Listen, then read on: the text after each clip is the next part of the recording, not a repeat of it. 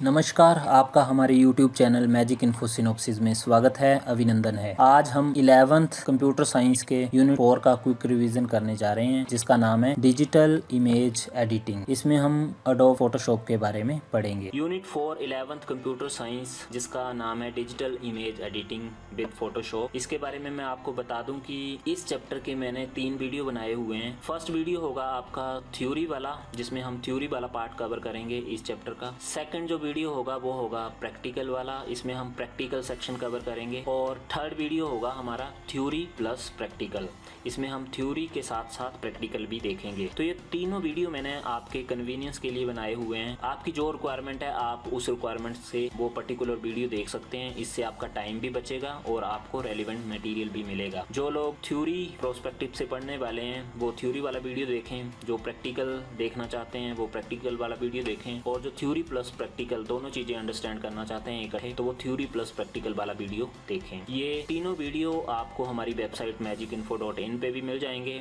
आप आई बटन पे क्लिक करके भी ये वीडियो देख सकते हैं, और इस वीडियो के डिस्क्रिप्शन बॉक्स में भी आपको ये वीडियो मिल जाएंगे। इस यूनिट में हम जिन टॉपिक के बारे में डिस्कशन करेंगे वो कुछ इस तरह से हैं। फोटोशॉप की इंट्रोडक्शन के बारे में पढ़ेंगे, इसके एडवांटेज डिसएडवांटेज देखेंगे, बिटमैप और वेक्टर इमेजेस के बारे में पढ़ेंगे, कॉमन जो इमेज फाइल फॉर्मेट्स होते हैं उनके बारे में पढ़ेंगे, फोटोशॉप का जो वर्क स्पेस है उसके बारे में देखेंगे, पैलेट्स जो होते हैं फोटोशॉप के उनके बारे में पढ़ेंगे। नेक्स्ट जो टॉपिक रहेगा वो होगा हमारा टूल्स इन फोटोशॉप। नेक्स्ट जो टॉपिक होगा वो होगा क्रिएट, ओपन और सेव डॉक्यूमेंट इन फोटोशॉप। और उसके बाद होगा डिजिटल कोलाज कैसे बनाना है आपने फोटोशॉप में। क्रॉपिंग, रोटेटिंग एंड फ्लिपिंग के बारे में पढ़ेंगे। लास्ट देखेंगे हम कलर मोड्स इन फोटोशॉप। आज के जो इस वीडियो के जो टॉपिक होने वाले हैं प्रैक्टिकल वाले, वो मैं आपको बता देता हूँ। अगर आप ये वीडियो ध्यान से देखते हैं तो आपकी 9 मार्क्स की प्रेपरेशन हो जाएगी फाइनल एग्जाम के लिए, जिसमें 7 मार्क्स का जो पेपर होगा वो आपका थ्योरी का होगा, और 2 मार्क्स का जो पेपर होगा वो होगा आपका प्रैक्टिकल का। तो मैं आपसे रिक्वेस्ट करता हूँ कि आप इस वीडियो को पूरा देखें और ध्यान से देखें, ताकि आपकी जो 9 मार्क्स की प्रेपरेशन है वो अच्छे से हो जाए। आगे जाने से पहले मैं आपको एक जरूरी बात बता दूं कि हम अपने वीडियोस में जो सारी प्रॉब्लम के सोल्यूशन है, जो सब टॉपिक हैं उनके जो सोल्यूशन है वो डायग्राम के फॉर्मेट में प्रोवाइड करते हैं, ताकि आपको जो चीज़ें हैं वो इजीली समझ आ जाएं और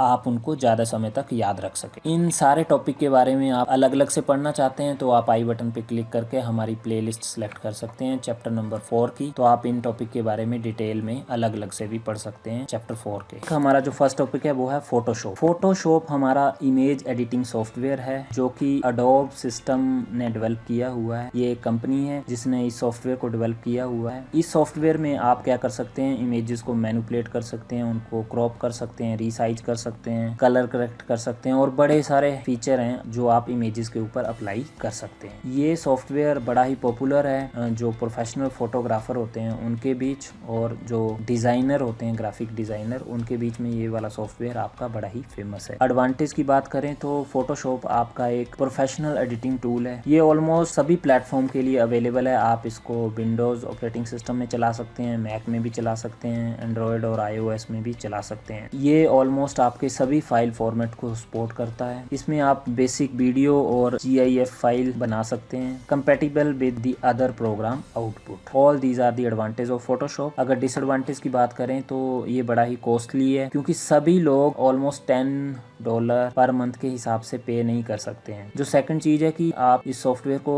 परचेज नहीं कर सकते हैं। आपको मंथली बेसिस पे या ईयरली बेसिस के ऊपर आपको सब्सक्रिप्शन लेना पड़ेगा, तो ये बड़ा ही कॉस्टली है। थर्ड है कि जो बिगिनर होते हैं उनको ऑपरेट करना फोटोशॉप में डिफिकल्टी होती है। नेक्स्ट है कि ये कंप्यूटर का बहुत ही ज़्यादा स्पेस कंज्यूम करता है, बड़ी ज़्यादा रैम कंज्यूम करता है। तो आपके पास अच्छी कॉन्फ़िगरेशन का सिस्टम होना चाहिए, तभी आप फोटोशॉप को रन कर सकते हैं। नेक्स्ट है कि ये आपकी वेक्टर इमेजेस को बड़ा कम सपोर्ट करता है। अगर यूजेस की बात करें तो जैसे वेबसाइट डिज़ाइनिंग में आपका फोटोशॉप का यूज़ होता है, ग्राफिक क्रिएशन में आपका फोटोशॉप का यूज़ होता है, जैसे लोगो वगैरह डिज़ाइन करने हैं तो आपका फोटोशॉप का यूज़ होता है। बिजनेस में जैसे आपके डिफरेंट इमेजेस डिज़ाइन करने के लिए आपका फोटोशॉप का यूज़ होता है। करियर्स और जॉब्स की अपॉर्चुनिटी मिलती हैं, इमेज राइटिंग के लिए आपका फोटोशॉप का यूज़ होता है। All these are the uses of Photoshop. अगर आपने अभी तक हमारा चैनल सब्सक्राइब नहीं किया है तो सब्सक्राइब बटन पे क्लिक करें और रिलेटेड लेटेस्ट वीडियो प्राप्त करने के लिए बेल आइकन को दबाएं।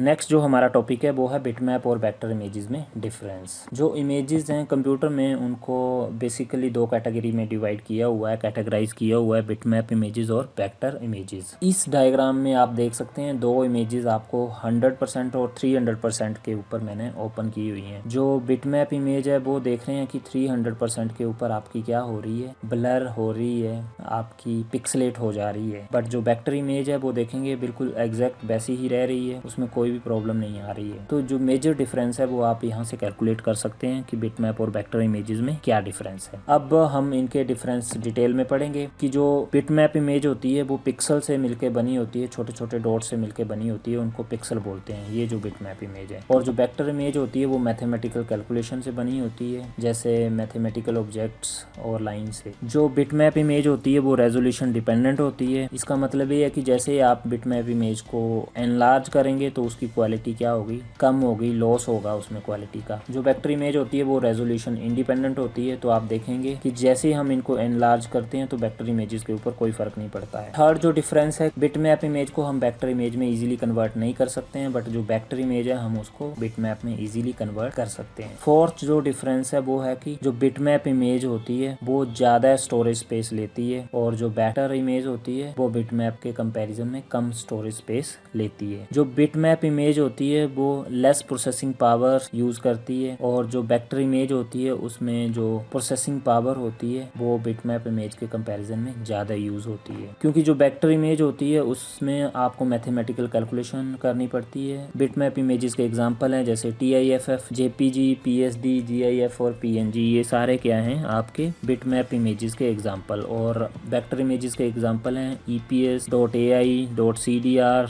.svg, .pdf, ये सारे वेक्टर इमेजेस के एग्जांपल हैं। So that's all about bitmap and vector images. हमारा जो नेक्स्ट टॉपिक है वो है पिक्सल, PPI और रेजोल्यूशन। तो सबसे पहले हम शुरू करते हैं पिक्सल से। कंप्यूटर स्क्रीन के ऊपर जो सिंगल स्क्वायर बना होता है उसको हम पिक्सल बोलते हैं। Single square on computer screen is called as pixel. और आपकी स्क्रीन के रेजोल्यूशन पे डिपेंड होता है कि आपकी स्क्रीन के ऊपर कितने पिक्सल होंगे। फॉर एग्जांपल अगर आपकी स्क्रीन का रेजोल्यूशन है 1024x768 तो इसका मतलब है कि आपकी स्क्रीन पे 1024 पिक्सल हॉरिजेंटली और 768 पिक्सल वर्टिकली एक लाइन में होंगे। तो इनको हम मल्टीप्लाई करेंगे तो 786432 पिक्सल हमारी स्क्रीन के ऊपर होंगे। पिक्सल पर इंच मतलब कि आपके एक स्क्वायर इंच में कितने पिक्सल आगे आ रहे हैं। ये यूनिट होते हैं मेजरमेंट के, ग्राफिक्स के। अगर आप यहाँ ध्यान से देखें कि ये हमारा अगर एक यूनिट है तो इस लोअर रेजोल्यूशन पे आपके क्या होगा, जैसे 3 पिक्सल हॉरिजेंटली, 3 पिक्सल वर्टिकली, तो आपके 9 पिक्सल पर यूनिट आ रहे हैं। और हाई रेजोल्यूशन में क्या हो सकता है आपका कि 9 पिक्सल आपके हॉरिजेंटली, 9 पिक्सल वर्टिकली, तो टोटल कितने हो जाएंगे, एक यूनिट में आपके आ जाएंगे 81 पिक्सल। तो जितने ज्यादा पिक्सल होंगे तो आपका क्या होगा, हाई रेजोल्यूशन उतना होगा। और जितना हाई रेजोल्यूशन होगा उतनी आपकी पिक्चर की क्वालिटी अच्छी होगी। तो स्क्रीन रेजोल्यूशन क्या होता है, आपका number of pixel horizontally and vertically display on computer screen. जितना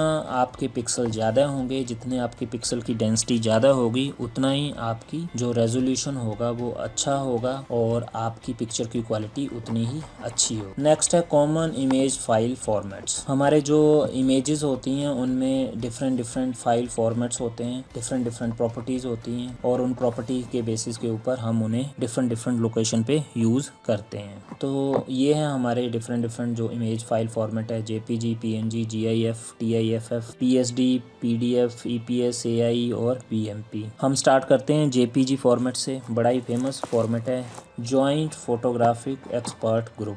.jpg और .jpeg इसकी एक्सटेंशन हो सकती है। ये आपका लॉसी इमेज फॉर्मेट होता है, बट इसमें जो लॉस होता है आपका क्वालिटी में वो इतना नहीं होता है, वो नोटिस करना उसको बड़ा मुश्किल होता है। और ये बेस्ट होता है जो फॉर्मेट होता है वेब के लिए, ईमेल के लिए, पावर पॉइंट्स के लिए। इसके जो स्पेशल एट्रीब्यूट ये है कि आप इसकी जो कंप्रेशन का जो अमाउंट है वो सेट कर सकते हैं एडोब फोटोशॉप में जब आप इमेज को सेव करते हैं। GIF ग्राफिक इंटरचेंज फॉर्मेट, ये आपका जो फॉर्मेट होता है वेब के लिए बड़ा ज़्यादा सुटेबल है। इसमें लिमिटेड नंबर ऑफ कलर्स होते हैं 256। ये ट्रांसपेरेंसी आपको अलाउ करता है, आप में एनिमेशन बना सकते हैं। ये सारे एडवांटेज है GIF इमेजेस के। Best for web pages. उसके बाद है PNG पोर्टेबल नेटवर्क ग्राफिक, ये आपका लॉसलेस इमेज फॉर्मेट होता है। इसमें आप 16 मिलियन कलर्स डिस्प्ले कर सकते हैं comparison to 256 colour in GIF। Web के लिए सुटेबल होता है और इसमें जो ट्रांसपेरेंसी है वो भी आपकी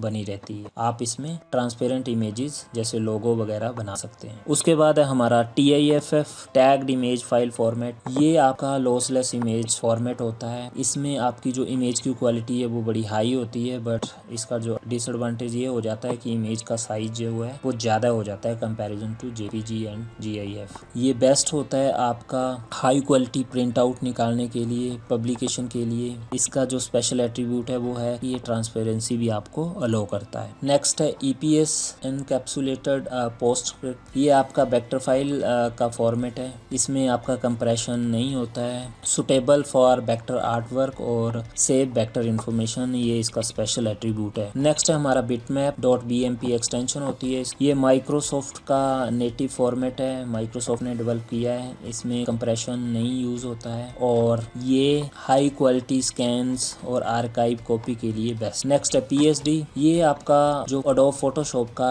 डिफॉल्ट जो फाइल फॉर्मेट होता है वो PSD होता है। इसमें आपका लेयर्स में काम होता है, तो आप डिफरेंट लेयर्स को कभी भी चेंज कर सकते हैं। आपके पास उनको चेंज करने के लिए फ्लेक्सिबिलिटी होती है, पर जो PSD फाइल्स होती हैं उनका साइज बड़ा ज़्यादा होता है। नेक्स्ट है PDF पोर्टेबल डॉक्यूमेंट फॉर्मेट, ये एडोब ने डिस्कवर किया था for capturing reviewing rich information. जैसे कि डिज़ाइनर इसका यूज़ करते हैं कि लोगो वगैरह अपना PDF में सेव करते हैं, ताकि जिसको भी लोगो दिखाना होता है वो उस लोगो को देख लें बट उसको एडिट कर ना सकें। नेक्स्ट है आपका AI format adobe Illustrator document, ये जो फॉर्मेट होता है वो डिज़ाइनर बड़ा ज़्यादा प्रेफर करते हैं क्योंकि ये वेब और प्रिंट दोनों के लिए सुटेबल होता है। आपका एडोब इलस्ट्रेटर एक ऐसा सॉफ्टवेयर है जिसमें आप लोगो वगैरह बना सकते हैं और इस तरह के फॉर्मेट को सपोर्ट करता है। तो अगर फाइल फॉर्मेट की बात करें तो ये हमारे डिफरेंट फाइल फॉर्मेट हैं और एडोब फोटोशॉप हमें इन सारे फाइल फॉर्मेट को सपोर्ट करता है। नेक्स्ट है आपका कि हाउ टू स्टार्ट फोटोशॉप। तो फोटोशॉप को स्टार्ट करने के आपके पास डिफरेंट ऑपरेटिंग सिस्टम में डिफरेंट तरीके हो सकते हैं, बट ज़्यादा उसमें डिफरेंस नहीं है। अगर हम विंडो 7 की बात करें तो आप यहाँ पे फोटोशॉप टाइप करेंगे या फिर स्टार्ट मेनू में आप देख सकते हैं फोटोशॉप जो रिसेंट आइटम में अगर आपको दिखता हो, या फिर जो ओल्डर वर्जन है XP वगैरह में तो आपने स्टार्ट में प्रोग्राम पे क्लिक करना है और एडोब पे जाकर एडोब फोटोशॉप वाले वर्जन पे क्लिक कर देना है, तो आपका फोटोशॉप ओपन हो जाएगा। नई फाइल के लिए फाइल नेम और एट्रीब्यूट सेलेक्ट करने हैं, उसके बाद आपको जो फोटोशॉप का वर्क स्पेस है वो ओपन हो जाएगा। यहाँ पे आप देख सकते हैं, मैं आपको इसका प्रैक्टिकल भी करवाऊंगा। हमारा नेक्स्ट टॉपिक है फोटोशॉप वर्क स्पेस, या फिर हम इसको बोल सकते हैं कि different components of adobe Photoshop. तो ये स्क्रीन पे आप डिफरेंट कंपोनेंट्स देख सकते हैं फोटोशॉप के। हम स्टार्ट करते हैं एप्लीकेशन बार से, ये सबसे टॉप में होती है, यहाँ पे आप देख सकते हैं। इसमें फोटोशॉप का icon, application controls, CS live, इस तरह के बटन्स होते हैं। उसके बाद आता है आपका मेनू बार जिसमें आपके फाइल, एडिट, इमेज, इस तरह के मेनूज होते हैं। नेक्स्ट आता है आपका ऑप्शन बार, इसमें आपके पास वो वाले प्रॉपर्टीज होती हैं जो आपने टूल सेलेक्ट किया होता है, उस टूल से रिलेटेड प्रॉपर्टीज आपको डिस्प्ले हो रही होती हैं। उसके बाद है आपके पास टूल बॉक्स, यहाँ पे देख सकते हैं ये आपका टूल बॉक्स है, यहाँ पे आपको डिफरेंट टूल्स दिखाई देंगे। उसके बाद आप आता है डॉक्यूमेंट विंडोज, ये यहाँ पे आपने काम करना होता है, कोई भी फोटो एडिट करनी होती है या उसको क्रिएट करना होता है तो आप कहाँ करेंगे, डॉक्यूमेंट विंडो में करेंगे। ऑर्डर वर्जन में हम इसको ड्राइंग विंडो भी बोलते हैं। उसके बाद आता है आपका पैलेट्स, डिफरेंट पैलेट्स आपके होते हैं, आप उनको एक्टिवेट कर सकते हैं विंडो मेनू में जाकर, जैसे कलर, स्टाइल। इन पैलेट से आपको ग्रुप ऑफ बटन्स मिल जाते हैं, कंट्रोल मिल जाते हैं, जिससे आप इमेज की डिफरेंट प्रॉपर्टीज को चेंज कर सकते हैं। प्रैक्टिकल शुरू करने से पहले मैं आपको बता दूं कि जिस सिस्टम में हम प्रैक्टिकल करने वाले हैं उसमें विंडो 8 इंस्टॉल है हमारी, जैसा कि आप यहाँ पे देख सकते हैं, और फोटोशॉप का हम CS6 वाला वर्जन यूज कर रहे हैं प्रैक्टिकल करने के लिए। हमारा जो फर्स्ट प्रैक्टिकल है वो है कि फोटोशॉप को स्टार्ट कैसे करना है और कंपोनेंट्स कौन कौन से हैं हमारे फोटोशॉप के वर्क स्पेस के। तो विंडो 8 में आपने क्या करना है, विंडो की प्रेस करनी है अपने कीबोर्ड से। उसके बाद आपको इस तरह की स्क्रीन आ जाएगी। आप फिर टाइप करेंगे फोटोशॉप, तो आपको एडोब फोटोशॉप CS6 यहाँ पे आ जाएगा सजेशन में। तो आप इस पे क्लिक करेंगे तो आपका फोटोशॉप क्या हो जाएगा, ओपन होना शुरू हो जाएगा। आप यहाँ पे देख सकते हैं ये फोटोशॉप का वर्क स्पेस ओपन हो गया है हमारे पास। उसके बाद है मेरा कि फोटोशॉप के कंपोनेंट्स या वर्क स्पेस ऑफ फोटोशॉप, उसमें कौन कौन से एलिमेंट आते हैं। यहाँ टॉप से शुरू करता हूँ। ये सबसे टॉप पे है हमारी फोटोशॉप की मेनू बार। उसके जस्ट नीचे है हमारे पास ऑप्शन बार। जो भी टूल आप सेलेक्ट करेंगे उससे रिलेटेड प्रॉपर्टीज आपकी यहाँ पे ऑप्शन बार में आ जाएंगी। जैसे टेक्स्ट टूल सेलेक्ट किया होगा तो टेक्स्ट की स्टाइल, साइज आपको ऑप्शन बार में दिख जाएंगे। उसके जस्ट नीचे लेफ्ट हैंड साइड पे आपको टूल बॉक्स दिखाई दे रहा है, जहाँ पे आपको डिफरेंट टूल्स दिखाई दे रहे हैं। हमारे राइट साइड आपको पैलेट्स दिखाई दे रहे हैं। ये स्टाइल, कलर, स्वेचेस, ये पैलेट हैं। अगर मुझे कोई और पैलेट ऐड करना है यहाँ पे तो मैं यहाँ से कर सकता हूँ, जैसे हिस्ट्री पैलेट, नेविगेटर पैलेट। तो इस तरह मैं ये सारी चीज़ें ऐड कर सकता हूँ। अभी डॉक्यूमेंट मेरा एम्प्टी है, अदरवाइज अगर मैंने यहाँ पे कुछ ओपन किया होता तो उन कंट्रोल से रिलेटेड प्रॉपर्टीज इस पैलेट में आ जानी थी। जैसे ही आपने नई इमेज क्रिएट करनी होगी तो आपने क्या करना है, फाइल पे जाके न्यू पे क्लिक करना है और फाइल नेम दे देना है PSD का। हाइट विड्थ सेलेक्ट कर लेनी है और ओके पे क्लिक कर देना है। तो ये आपकी ड्राइंग विंडो ओपन हो गई हुई है। जो नए वाले वर्जन है उसमें इसको डॉक्यूमेंट विंडो भी बोलते हैं। तो लेटेस्ट वर्जन में कुछ एक नाम थोड़े से मॉडिफाई कर दिए हुए हैं, जैसे टेक्स्ट टूल को टाइप टूल बोल दिया हुआ है। तो ये आपने छोटी छोटी चीज़ें नोटिस कर लेनी है। तो ये था आपका work space of Photoshop.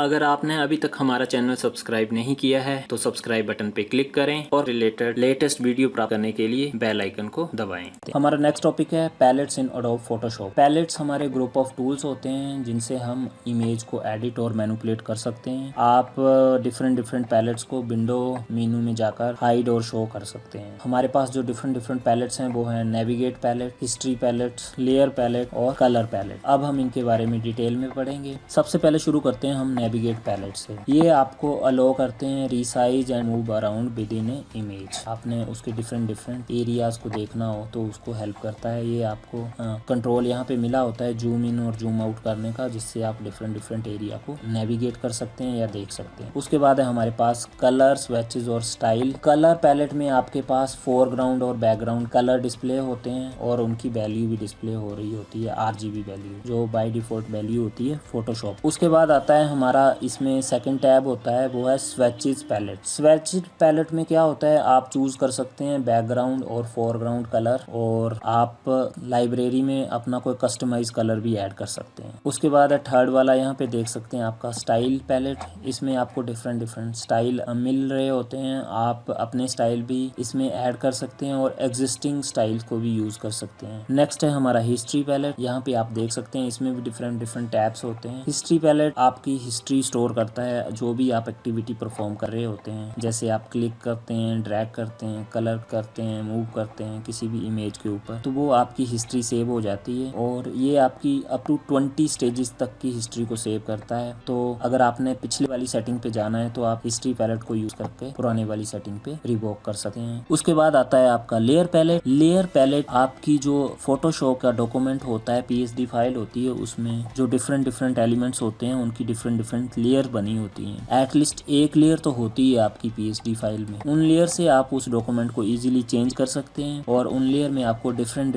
Properties मिलती हैं, जैसे अनलॉक करना, हाइड करना, शो करना, सेलेक्ट करना। ये सारी चीजें आप इन लेयर के ऊपर कर सकते हैं और आप किसी भी इमेज को बड़ा डीपली कंट्रोल कर सकते हैं और एडिट कर सकते हैं। हमारा जो नेक्स्ट प्रैक्टिकल है वो है पैलेट इन फोटोशॉप। ये मेरा फोटोशॉप में एक इमेज ओपन हो रखी हुई है। इसकी लेफ्ट हैंड साइड पे मुझे पैलेट्स दिखाई दे रहे हैं। कलर पैलेट में मेरा जो भी फोरग्राउंड और बैकग्राउंड कलर होगा और उनकी वैल्यू दिखाई दे रही है RGB कलर मोड में। स्वेचेस में आप देख सकते हैं मेरे को कलर की कलेक्शन दिखाई दे रही है। मैं कोई भी कलर यहाँ से पिक कर सकता हूँ कोई नया कलर यहाँ ऐड कर सकता हूँ। स्टाइल में मेरे को ये डिफरेंट स्टाइल शो हो रहे हैं। लेयर पैलेट में आप देखेंगे तो ये जो मेरे डॉक्यूमेंट्स हैं इनकी लेयर शो हो रही हैं। एटलीस्ट एक डॉक्यूमेंट की एक लेयर तो जरूर होगी। अगर मैंने नई लेयर ऐड करनी है तो मैं न्यू लेयर पे क्लिक करके नई लेयर ऐड कर सकता हूँ। ये मेरे पास हिस्ट्री पैलेट है। मैंने जो भी काम किया, जैसे डॉक्यूमेंट को ओपन किया, नई लेयर क्रिएट की, तो ये सारे एक्शन मेरे सेव हो जाएंगे और उनकी एक हिस्ट्री बन जाएगी। उसके बाद है मेरा नेविगेटर पैलेट। अभी ये शो नहीं हो रहा है। इन पैलेट को मैं हाइड और शो कर सकता हूँ विंडो मेनू में जाके। जिनके ऊपर टिक लगा होगा वो शो हो रहे होंगे, जिनके ऊपर टिक नहीं लगा है वो हाइड है। तो अब मैं नेविगेटर पैलेट को एक्टिवेट कैसे करूंगा, पे क्लिक करूंगा तो ये नेविगेटर पैलेट मेरा शो हो गया। इससे मैं पूरे डॉक्यूमेंट में कहीं पे भी नेविगेट कर सकता हूँ। जैसे अगर आपने इसको जूम किया हुआ है तो मेरे को ये एग्जैक्ट पोजीशन बता देगा कि मेरे डॉक्यूमेंट में मैं कहाँ पे हूँ अभी, और मैं इस पे नेविगेट कर सकता हूँ किसी भी लोकेशन पे इजीली। ये जूम का बटन आ रहा है, जूम इन जूम आउट का, मैं इसको बड़ा छोटा करके भी यहाँ से देख सकता हूँ।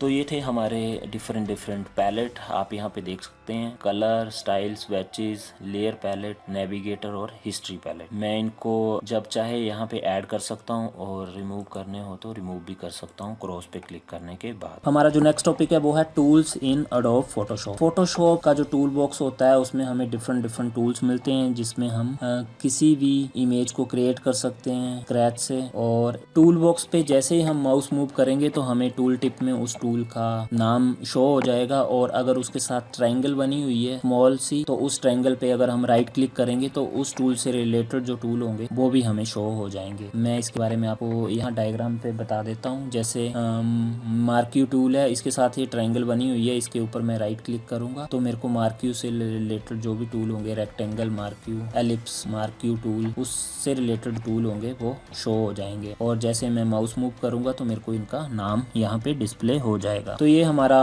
टूल बॉक्स है फोटोशॉप के अंदर। अब हम इन डिफरेंट टूल्स के बारे में पढ़ेंगे और इनका प्रैक्टिकल भी करेंगे। हमारा जो फर्स्ट टूल है वो है मार्क्यू टूल। इसमें हमें रेक्टेंगल और एलिप्स मार्क्यू टूल मिलते हैं। इनसे हम सेलेक्ट कर सकते हैं किसी भी ऑब्जेक्ट को रेक्टेंगल और एलिप्स के फॉर्मेट में। स्टेप्स आपके ये रहेंगे, आपने मार्क्यू टूल लेना है और आपने उसको ड्रैग करना है तो आपकी रेक्टेंगल में रेक्टेंगल बन जाएगी और एलिप्स में आपका एलिप्स बन जाएगा। उसके बाद है आपका मूव टूल। अगर आपने किसी ऑब्जेक्ट को सिलेक्ट करना है और मूव करना है तो आप मूव टूल को यूज करेंगे। ये आपका मूव टूल है। उसके बाद है आपका लेसो टूल। ये आपका थर्ड नंबर पे लेसो टूल है। अगर आपने किसी ऑब्जेक्ट को फ्री हैंड बॉर्डर क्रिएट करना है सिलेक्ट करने के लिए तो आप लेसो टूल यूज करेंगे। मैं इसका प्रैक्टिकल भी बताऊंगा। जैसे पेंसिल से आप सिलेक्ट करते हैं वैसे फ्री हैंड आप किसी ऑब्जेक्ट को सिलेक्ट करेंगे, उसका बॉर्डर डिफाइन करेंगे। पॉलीगन लेसो टूल, इसमें आप स्ट्रेट लाइन, स्ट्रेट एजिस के साथ ऑब्जेक्ट को सिलेक्ट करते हैं। थोड़ा फास्ट हो जाता है आपका काम, बट जैसे रेक्टेंगुलर शेप या स्क्वायर शेप होंगी तो वही वाले ऑब्जेक्ट आप फास्टली सेलेक्ट कर पाएंगे। नेक्स्ट है आपका magnetic lasso tool. Select an object by drawing a border that snaps to edges of the define area of the object. इसमें आप टूल को सेलेक्ट करेंगे और एजेस को सेलेक्ट कर लेंगे। उसके बाद आता है आपका मैजिक बैंड टूल। ये यहाँ पे आप देख सकते हैं। Select an object with similar fill, जिनका सेम कलर होगा या स्ट्रोक या बेट सेम होगा या ओपेसिटी सेम होगी, उन ऑब्जेक्ट को आपका इजीली सिलेक्ट कर लेता है। आप क्या करेंगे, ये मैजिक बैंड टूल लेंगे और किसी एरिया पे क्लिक करेंगे तो उस एरिया से मिलते जुलता जो भी एरिया होगा वो सारा सिलेक्ट हो जाएगा इस टूल के साथ। उसके बाद आता है आपका क्रॉप टूल। यहाँ पे देख सकते हैं ये हमारा क्रॉप टूल का आइकन। अगर हमने किसी इमेज का अनवांटेड एरिया रिमूव करना है तो हम क्रॉप टूल लेंगे और उस अनवांटेड एरिया को रिमूव कर देंगे। स्टेप क्या है कि आपने टूल को सिलेक्ट करना है यहाँ से और इमेज के ऊपर आपका जो ऑप्शन आ जाएगा इमेज को ड्रैग करने का, आप ड्रैग करेंगे तो जो सिलेक्टेड एरिया है वो ही आपका अंदर वाला रह जाएगा और बाहर वाला क्या हो जाएगा, जो कॉर्नर होंगे वो रिमूव हो जाएंगे अनवांटेड। उसके बाद आता है आपका स्लाइस टूल। अगर आपने एक इमेज को मल्टीपल इमेजेस में ब्रेक करना है, स्लाइसेस में एक्सपोर्ट करना है तो आप स्लाइस टूल से उसको कर सकते हैं। उसके बाद आता है आपका हीलिंग ब्रश टूल, जैसे इसका नाम है। अगर आपने किसी एरिया को, जैसे फेस है, उसको हील करना है तो आपका हीलिंग ब्रश टूल यूज होगा। तो इसके लिए आपने क्या करना है, आपने हीलिंग ब्रश टूल लेना है। अल्टर की से आपने जो एरिया सेलेक्ट करना है जिससे मिलता जुलता एरिया आप हीलिंग में यूज करना चाहते हैं और जहाँ पे आप हील करना चाहते हैं वहाँ पे आप ड्रैग करेंगे तो लेफ्ट क्लिक से तो वो एरिया आपका हील होता रहेगा उस एरिया के साथ, उस कलर के साथ जो आपने पहले सेलेक्ट किया था। उसके बाद आता है ब्रश टूल। आपकी लाइंस, ड्रॉ करने के लिए डिफरेंट थिकनेस की। आप ऑप्शन बार में जाके जो ब्रश के जो स्टाइल है वो चेंज कर सकते हैं, उनकी थिकनेस चेंज कर सकते हैं। उसके बाद है clone stamp tool. Take a sample of an image. आप अल्टर की से किसी भी इमेज का सैंपल ले लेंगे, जिस भी एरिया पे आप उस सैंपल से रिलेटेड इंफॉर्मेशन ड्रैग करेंगे तो उससे रिलेटेड कलर जो आपको शो हो जाएंगे बैकग्राउंड में। मैं आपको इन सारी चीजों का प्रैक्टिकल करके बताऊंगा ताकि आपको ये सारी चीजें ध्यान से हो जाएं। नेक्स्ट है आपका art history brush. Paint over the image using the source data from specific history state. उसके बाद है आपका इरेज टूल। अगर आप कोई इंफॉर्मेशन इरेज करना चाहते हैं इमेज में से तो आप इरेज टूल का यूज करेंगे। आपको ये इरेज टूल दिखाई दे रहा है, आपने यहाँ से सिलेक्ट करना है और ड्रैग करना है इमेज के ऊपर, तो वहां से इमेज है वो इरेजर की तरह इरेज हो जाएगा वो पार्ट इमेज का जहाँ पे आपने ड्रैग किया है। उसके बाद पेंट बकेट टूल। आपने अगर किसी सिलेक्टेड एरिया में क्या करना है, कलर करना है, तो आप पेंट बकेट टूल से कर सकते हैं। जो भी कलर आपका सिलेक्ट होगा तो आपका जो ऑब्जेक्ट है जिसके ऊपर आप कलर करना चाहते हैं, फिल करना चाहते हैं, उसके ऊपर पेंट ब्रश से क्लिक करेंगे तो वो एक ही क्लिक में आपका पूरा जो ऑब्जेक्ट है वो कलरफुल हो जाएगा। उसके बाद है ग्रेडियंट टूल। अगर आपने किसी इमेज में ग्रेडियंट अप्लाई करना है, जैसे दो इमेजेस हैं उनको मर्ज करना है, दो डिफरेंट कलर्स, तो आप ग्रेडियंट टूल का यूज करेंगे। इसमें आपको डिफरेंट ऑप्शन मिलेंगे जो ग्रेडियंट के, आप उन ऑप्शन को यूज कर सकते हैं और अपने भी क्रिएट कर सकते हैं। उसके बाद है ब्लर टूल। आपका यहाँ पे देख सकते हैं ये आपका blur tool. Blur the sharp edges of the image. Image के जो शार्प एजेस हैं उनको ब्लर करने के लिए आपका ब्लर टूल यूज होगा। उसके बाद है आपका टाइप टूल। अगर आपने टेक्स्ट एंटर करना है तो आपको टाइप टूल की यूज पड़ेगी। ये आपका टाइप टूल, इसको जो पुराने वाले वर्जन थे उसमें टेक्स्ट टूल बोलते थे, जो लेटेस्ट वर्जन है उसमें टाइप टूल बोलते हैं। यहाँ पे आप देख सकते हैं टी से इसका आइकन बना होता है, आप टेक्स्ट एंटर कर सकते हैं यूजिंग टाइप टूल। उसके बाद आता है आपका डायरेक्ट सिलेक्शन टूल। आपके जो पाथ हैं उनको एडिट करना, एग्जिस्टिंग पाथ और एंकर पॉइंट, तो आपको डायरेक्ट सिलेक्शन टूल की जरूरत पड़ेगी। मोस्टली ये पेन टूल के साथ यूज होता है। उसके बाद आ गया आपका pen tool. Help us to create straight and curve vector path. ठीक है, आप स्ट्रेट और curve vector path pen tool के साथ यूज कर सकते हैं। ये आपका फोटोशॉप का बड़ा ही इंपॉर्टेंट टूल है और सबसे ज्यादा यूज होने वाला और पावरफुल टूल है। ठीक है, कोई भी सिलेक्शन आप डिफरेंट टाइप की, रेक्टेंगुलर, सर्कुलर, एलिप्स, आप इसके साथ सेलेक्ट कर सकते हैं और उसको वेक्टर शेप में कन्वर्ट कर सकते हैं। उसके बाद आता है आपका रेक्टेंगुलर टूल या शेप टूल बोल सकते हैं। इसमें आपके पास डिफरेंट शेप्स होंगी, आपकी रेक्टेंगल, पॉलीगन, एलिप्स, लाइन, ये सारी शेप्स आप ड्रॉ कर सकते हैं शेप टूल के साथ। ठीक है, उसके बाद आता है आपका नोट्स टूल। नोट्स टूल में आप अगर नोट्स ऐड करना चाहते हैं आप फोटोशॉप में तो आप नोट्स टूल का यूज करेंगे। उसके बाद है आपका आई ड्रॉपर टूल। अगर आपने कोई भी कलर पिक करना है इमेज से, आपको उसका कलर का कलर कोड नहीं पता है, एग्जैक्ट कलर नहीं पता है, तो आपने आई ड्रॉपर टूल लेना है और उस कलर पे क्लिक करना है तो आपका जो पैलेट होगा उसमें वो पर्टिकुलर कलर ऐड हो जाएगा, तो आपको उस कलर की वैल्यू भी पता चल जाएगी। नेक्स्ट है हैंड टूल। अगर आपने जो इमेज क्रिएट कर रहे हैं वो काफी जूम करके रखी हुई है और आपने उसके सराउंड घूमना है, आपने डिफरेंट एरियाज उसके देखने हैं, तो हैंड टूल से आप नेविगेट कर सकते हैं। उसके बाद आता है आपका मैग्नीफाई ग्लास टूल। अगर आपने कोई पर्टिकुलर एरिया उस इमेज का जो आप क्रिएट कर रहे हैं वो देखना है तो आप जूम इन और जूम आउट करके उसको अपने ओरिजिनल साइज पे ला सकते। उसके बाद है कलर बॉक्सेस। ये आप देख सकते हैं कलर बॉक्सेस हैं आपके पास, फॉर कलर और बैकग्राउंड कलर। जो भी आपकी इमेज के फोरग्राउंड और बैकग्राउंड कलर होंगे वो यहाँ पे सिलेक्टेड होंगे,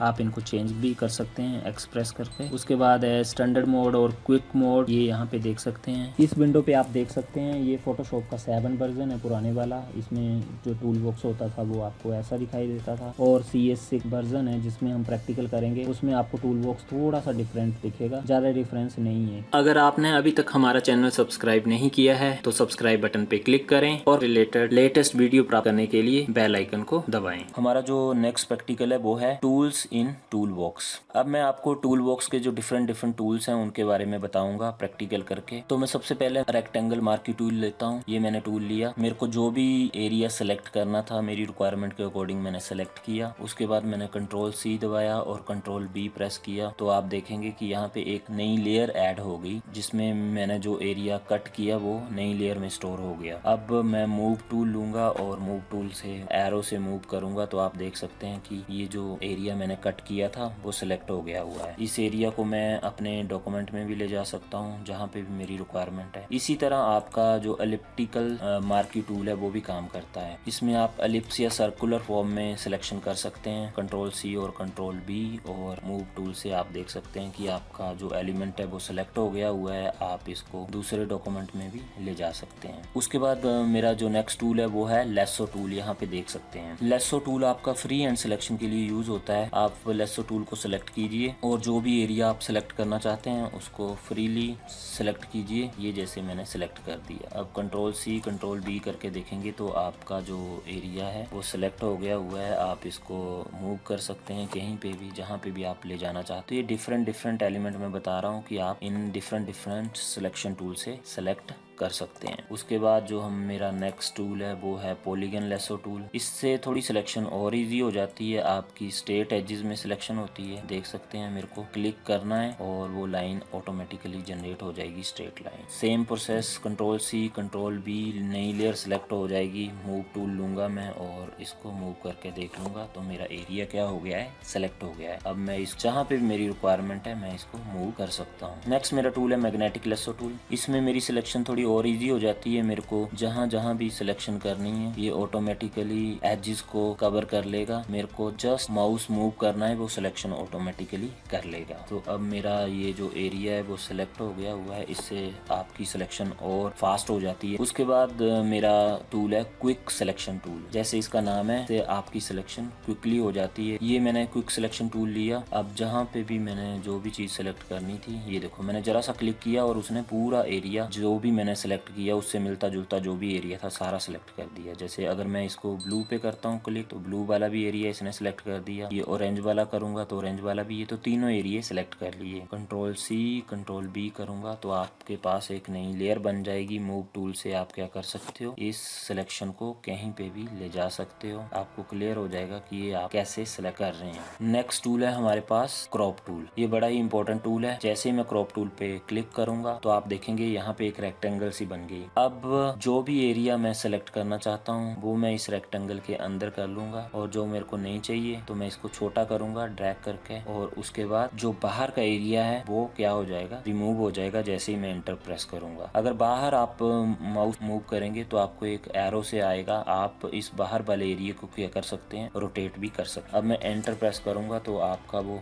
रोटेशन में जो सिलेक्शन है वो हो गई। ये आपका मेन लेयर पे काम करता है जैसे कि आप यहाँ पे देख सकते हैं। क्रॉपिंग आप प्रॉपर साइज के साथ भी कर सकते हैं और मार्की टूल के साथ भी कर सकते हैं, वो मैं आप आगे बताऊंगा। नेक्स्ट टूल है मेरा आई ड्रॉपर टूल। अगर मैंने कोई पर्टिकुलर कलर का कोई इमेज बनानी है, कोई शेप बनानी है जिसका मेरे को कलर कोड नहीं पता है तो मैं आई ड्रॉपर टूल से वो कलर सेलेक्ट कर सकता हूँ। जैसे मेरे को ये कलर सेलेक्ट करना था, यहाँ स्क्रीन पे देख सकते हैं ये ऑरेंज जैसा एग्जैक्ट कलर, मेरे को इसकी वैल्यू पता नहीं है तो मैं आई ड्रॉपर टूल से इसको सिलेक्ट करूंगा और ये मेरा कलर बॉक्सेस में एक कलर आ गया हुआ है। अब मैं अगर कोई शेप ड्रॉ करूंगा तो मेरी शेप उस पर्टिकुलर कलर के साथ ड्रॉ हो जाएगी। तो मैं इसे कलर पिक कर सकता हूँ मेरी रिक्वायरमेंट के अकॉर्डिंग। उसके बाद जो नेक्स्ट टूल है वो है हीलिंग ब्रश टूल। यहाँ पे देख सकते हैं आपको ये है हीलिंग ब्रश टूल का आइकन। ठीक है, जैसे इसका नाम है, अगर मैंने कोई बड़ी माइनर सी चेंज करनी है मेरे फेस पे, जैसे किसी पिक्चर के कोई मार्क है, ठीक है, छोटे छोटे स्पॉट्स हैं, मैंने उनको रिमूव करना है तो मैं हीलिंग ब्रश टूल से उनको रिमूव कर सकता हूँ। तो मैंने क्या करना है, उसके लिए पहले प्रॉपर इमेज में ओपन कर लेता हूँ। ये मैंने इमेज ओपन कर ली। ठीक है, आप इसको जूम कर लीजिए और हीलिंग ब्रश टूल लीजिए। ये राइट क्लिक करके आप जो सेटिंग है वो देख सकते हैं। मैंने इसका थोड़ा साइज छोटा कर लिया। हार्डनेस या सॉफ्टनेस आप यहाँ से सेटिंग कर सकते हैं। स्पेसेस, ये सारी चीजें राइट क्लिक करके आपको आ जाएंगी। एस्केप दबाएंगे तो वो सेटिंग चली जाएंगी। जो भी एरिया मैं चाहता हूँ कि हील के बाद मेरे को दिखे तो मैं वो एरिया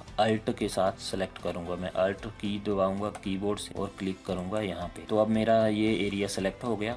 अब मैं जहाँ पे भी हीलिंग करना चाहूंगा वहाँ पे इस एरिया से मिलती जुलती हीलिंग हो जाएगी। तो अब मैं यहाँ पे ड्रैग करता हूँ, आप देखेंगे। तो मैं इसको ऐसे ही रहने देता हूँ ताकि आपको ये क्लियर हो जाए कि वो हील हो रहा है। जहाँ से आपने सिलेक्शन की, जैसे ड्रैग करेंगे तो वहाँ पे एक प्लस बन रहा है और हीलिंग में आपको वो एरिया शो हो जा रहा है, बिल्कुल सेम। ये डिफरेंस देख सकते हैं। ये मैंने इसको ऐसे इसलिए रखा है कि ताकि आपको इसमें डिफरेंस नजर आ जाए। नेक्स्ट मेरा टूल है ब्रश टूल। यहाँ पे मैं ब्रश या पेंसिल ऑलमोस्ट सेम ही है तो मैं ब्रश टूल लेता हूँ आप पेंसिल भी ले सकते हैं। उसके बाद आपको यहाँ पे CS6 में इसका आइकन भी शो हो रहा है, इमेज भी शो हो रही है। राइट क्लिक करके मैं अपने ब्रश की सेटिंग चेंज कर सकता हूँ, इसका साइज, इसकी हार्डनेस और इसकी सिलेक्शन, जो डिफरेंट मेरे को साइज अवेलेबल है। तो ये मैंने सेलेक्ट कर लिया। उसके बाद जिस जगह भी मेरे को पेंट करना है मैं इस ब्रश को ड्रैग करूंगा तो मेरा पेंट वहाँ पे हो जाएगा, यहाँ पे आप देख सकते हैं। उसके बाद जो मेरा नेक्स्ट टूल है वो है क्लोन स्टैम्प टूल। मेरे को एग्जैक्ट किसी चीज की क्लोन करना है तो मैं क्लोन स्टैम्प टूल को यूज करूंगा। ठीक है, इसको मैं ले लेता हूँ, अल्टर की से प्रेस करूंगा जिस एरिया को भी मेरे को क्लोन करना है। जैसे मैंने इस पे अल्टर की प्रेस करके इसको सिलेक्ट कर लिया। अब मैं जहाँ पे भी क्लोनिंग करनी है इसकी मैं इसको ड्रैग करूंगा तो आप देखेंगे कि बिल्कुल सेम जो भी एरिया मैंने सेलेक्ट किया था उससे रिलेटेड मेरी सिलेक्शन यहाँ पे हो गई, क्रिएट हो गई। ये आप प्लस बनेगा यहाँ पे तो आपको पता लग जाएगा कि कौन सी चीज यहाँ पे बनने वाली। ये आप मल्टीपल जगह पे भी कर सकते हैं, यहाँ पे देख सकते हैं क्लोन बन जाएंगे आपके सेम साइज के। नेक्स्ट मेरा टूल है हिस्ट्री ब्रश टूल। ठीक है, आपने जितना भी काम किया यहाँ पे माउस मूव या फिर ब्रश किया, कलर किया, उसकी एक हिस्ट्री बन गई हुई है और उसको देखने के लिए आप हिस्ट्री ओपन करेंगे, आप डिफरेंट स्टेजेस के ऊपर नेविगेट कर सकते हैं जो भी चाहिए आप। उसके बाद मेरा जो नेक्स्ट टूल है वो है इरेजर टूल। ये इरेजर की तरह काम करता है। अगर आपने कोई चीज रिमूव करनी है तो आप इरेजर टूल को लेंगे तो फ्री हैंड आप किसी भी चीज को वहां से रिमूव कर सकते हैं इमेज में से। उसके बाद जो मेरा नेक्स्ट टूल है वो है ग्रेडियंट टूल। अगर आपने दो डिफरेंट कलर में ट्रांजिशन अप्लाई करनी है तो आप ग्रेडियंट टूल यूज कर सकते हैं। आप जैसे सिलेक्शन करेंगे कोई भी और ग्रेडियंट टूल लेंगे, उसके बाद आपको ये पैटर्न शो हो जाएंगे। यहाँ से आप कोई भी पैटर्न सिलेक्ट कर सकते हैं या अपना पैटर्न क्रिएट कर सकते हैं। अब मैं यहाँ पे इसको ऐसे लाइन क्रिएट करूंगा तो मेरा जो ग्रेडियंट का इफेक्ट है वो यहाँ पे दिखना शुरू हो जाएगा। आपने अगर ट्रांजिशन करनी है दो डिफरेंट कलर में तो आप ग्रेडियंट टूल को यूज कर सकते हैं। उसके बाद जो मेरा नेक्स्ट टूल है वो है ब्लर टूल। ठीक है, अगर आपने अपनी सिलेक्शन का कोई एरिया ब्लर करना है तो आप ब्लर टूल को यूज करेंगे। जैसे मैं इस पे क्लिक करता हूँ और इस इमेज को थोड़ा बड़ा करता हूँ Ctrl+ से। ठीक है, अब ये 18 दिख रहा है। अगर मैं ब्लर टूल से इसको ब्लर करना चाहूँ तो मैं इससे ड्रैग करूंगा तो मेरा ये 18 हाइड हो गया। यहाँ पे देख सकते हैं 74 ये टेक्स्ट हाइड हो गया। तो ये ब्लर टूल का काम है। Ctrl+ से मैं नॉर्मल स्टेज पे आ जाऊंगा।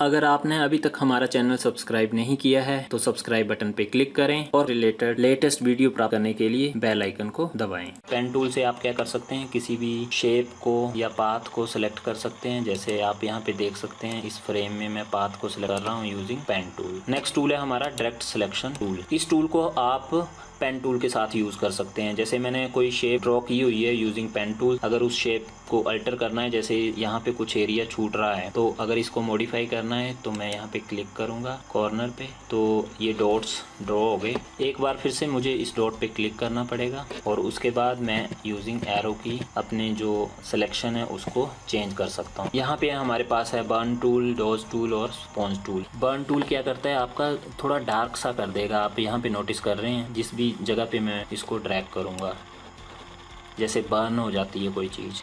मेरा जो नेक्स्ट टूल है वो है टेक्स्ट टूल या टाइप टूल बोलते हैं इसको मैं हॉरिजेंटली टेक्स्ट लिखने के लिए या वर्टिकल टेक्स्ट लिखने के लिए यूज़ कर सकता हूँ। अगर मैं हॉरिजेंटल वाला सिलेक्ट करता हूँ और मैं क्लिक करता हूँ कहीं पे भी तो मैं यहाँ पे अपना टेक्स्ट एंटर कर सकता हूँ। उस टेक्स्ट पे मैं जैसे ही सिलेक्शन करूँगा तो ऑप्शन बार में मैं इनकी प्रॉपर्टीज, साइज, सारी चीज़ें चेंज कर सकता हूँ, कलर, जो भी मेरी रिक्वायरमेंट है। तो ये मेरा टेक्स्ट आ गया। अगर मैं वर्टिकल टेक्स्ट वाला करूँगा तो मेरा टेक्स्ट वर्टिकली आ जाएगा। यहाँ पे ये मेरा टेक्स्ट वर्टिकली आ रहा है। उसके बाद जो मेरा टूल है वो है पाथ सिलेक्शन टूल। जो भी मैंने पेन टूल से पाथ क्रिएट किया हुआ है उसको मैंने मॉडिफाई करना है तो वो मैं पाथ सिलेक्शन टूल से कर सकता हूँ। ये मेरा पाथ सिलेक्शन टूल है। डायरेक्ट सिलेक्शन टूल भी उसी तरह काम करता है आपका। उसके बाद है शेप टूल। यहाँ पे देख सकते हैं डिफरेंट शेप्स आ रही हैं। जो भी मैंने शेप ड्रॉ करनी है वो मैं शेप टूल से ड्रॉ कर सकता हूँ। एलिप्स करना है तो मैं एलिप्स कर लूँगा। तो ये डिफरेंट यूजेस है मेरे शेप टूल के।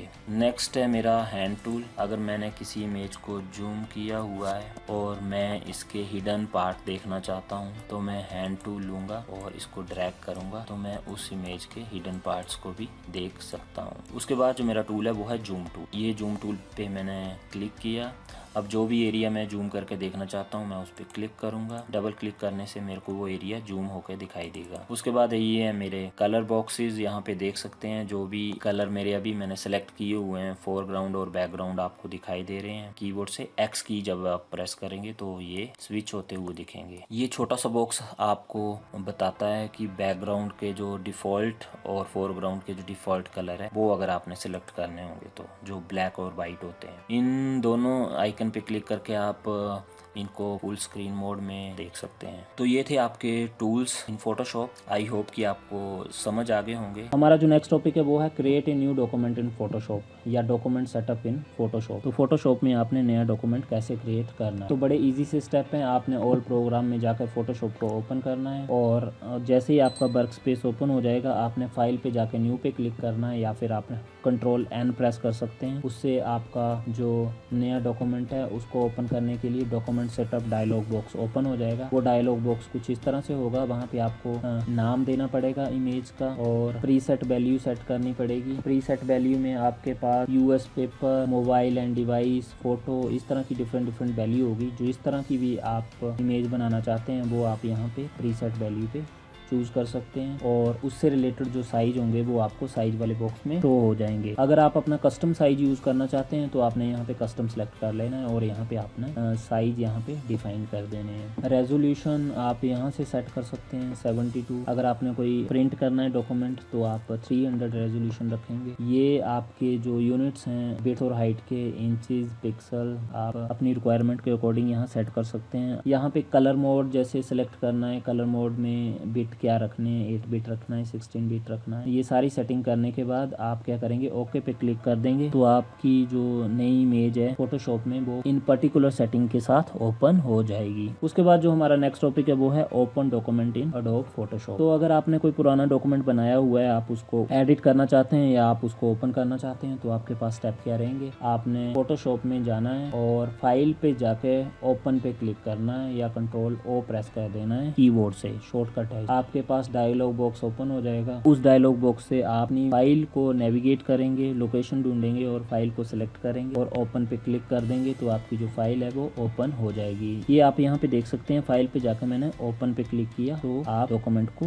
ओपन कर सकते हैं फोटोशॉप के अंदर। हमारा नेक्स्ट टॉपिक है सेविंग फाइल इन फोटोशॉप। तो फाइल को सेव करने के लिए ऑलमोस्ट सेम ही स्टेप रहेंगे जैसे विंडो सॉफ्टवेयर में रहते हैं। आपने फाइल पे जाकर सेव एज पे क्लिक करना है और आपको save as dialog box open हो जाएगा। वहाँ पे आपने लोकेशन सेलेक्ट करनी है, फॉर्मेट फाइल का सेलेक्ट करना है, किस फॉर्मेट में आप फाइल को सेव कराते हैं और उसके बाद आपने सेव बटन पे क्लिक कर देना है। आपकी फाइल क्या हो जाएगी, सेव हो जाएगी और सेव एज डायलॉग बॉक्स क्या हो जाएगा, आपका क्लोज हो जाएगा। हमारा जो नेक्स्ट प्रैक्टिकल है कि फोटोशॉप में नई फाइल कैसे क्रिएट करनी है, एग्जिस्टिंग फाइल को ओपन कैसे करना है और फाइल को सेव कैसे करना है। नई फाइल क्रिएट करने के लिए आपने क्या करना है, आपने फाइल पे जाना है, न्यू पे क्लिक करना है तो आपको न्यू वाला डायलॉग बॉक्स ओपन हो जाएगा। यहाँ पे आप फाइल का नाम देंगे। ये प्रीसेट में आप डिफरेंट जो साइज है वो सिलेक्ट कर सकते हैं। अगर आप कोई अपना साइज क्रिएट करना चाहते हैं तो आप कस्टम में विड्थ और हाइट डाल देंगे तो आपका अपना साइज यहाँ पे क्रिएट हो जाएगा। यहाँ पे आप यूनिट भी चेंज कर सकते हैं, पिक्सल, इंचेस, रेजोल्यूशन। ये सारी सेटिंग करने के बाद आप ओके पे प्रेस करेंगे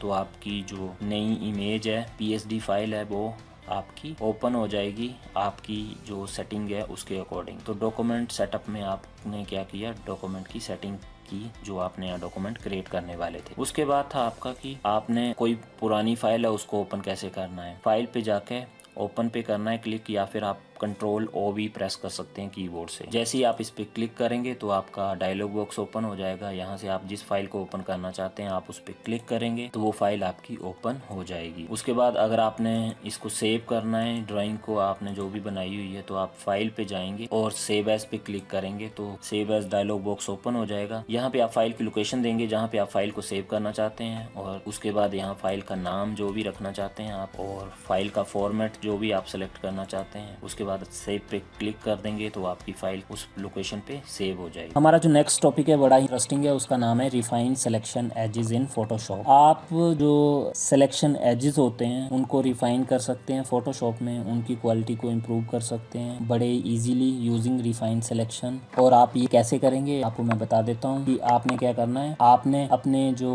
मेनू बार में जाना है, वहाँ सिलेक्ट में जाकर रिफाइन एज पे क्लिक कर देना है और रिफाइन एज पे क्लिक करते ही आपके पास ये रिफाइन एज डायलॉग बॉक्स वाली विंडो ओपन हो जाएगी। यहाँ पे आपने ये डिफरेंट सेटिंग्स करनी है, जैसे व्यू मोड सेलेक्ट कर लेना है यहाँ से, इससे पता लगेगा कि आपकी जो सिलेक्शन है वो दिखेगी कैसे। उसके बाद आपने स्मार्ट रेडियस ये सारी प्रॉपर्टीज आप एडिट कर सकते हैं। स्मूथनेस लाना चाहते हैं आप एजिस के ऊपर तो स्मूथनेस वाली वैल्यू को चेंज करेंगे यहाँ पे ड्रैग करके। फेदर वाला फीचर ऐड करना चाहते हैं तो फेदर पे ड्रैग करेंगे, कॉन्ट्रास्ट वाला तो कॉन्ट्रास्ट पे, और आउटपुट आपकी किस तरह की होनी चाहिए वो आप यहाँ से सेलेक्ट कर सकते हैं। तो सारे हमारे डिफरेंट फीचर हैं वो आप रिफाइन सिलेक्शन एज में सेट कर सकते हैं और अपने जो एजेस हैं उनको स्मूथ कर सकते हैं। तो रिफाइन सिलेक्शन एज के क्या स्टेप रहेंगे, आपने जो एरिया सेलेक्ट किया हुआ है एजेस का, उसको सेलेक्ट करने के बाद आपने सेलेक्ट पे जाके रिफाइन एजेस पे क्लिक करना है। उसके बाद आपका रिफाइन एज वाला डायलॉग बॉक्स ओपन हो जाएगा। वहाँ पे आपने ये डिफरेंट प्रॉपर्टीज सेट कर देनी है अपनी रिक्वायरमेंट के अकॉर्डिंग, तो आपके जो एजेस हैं वो स्मूथ हो जाएंगे।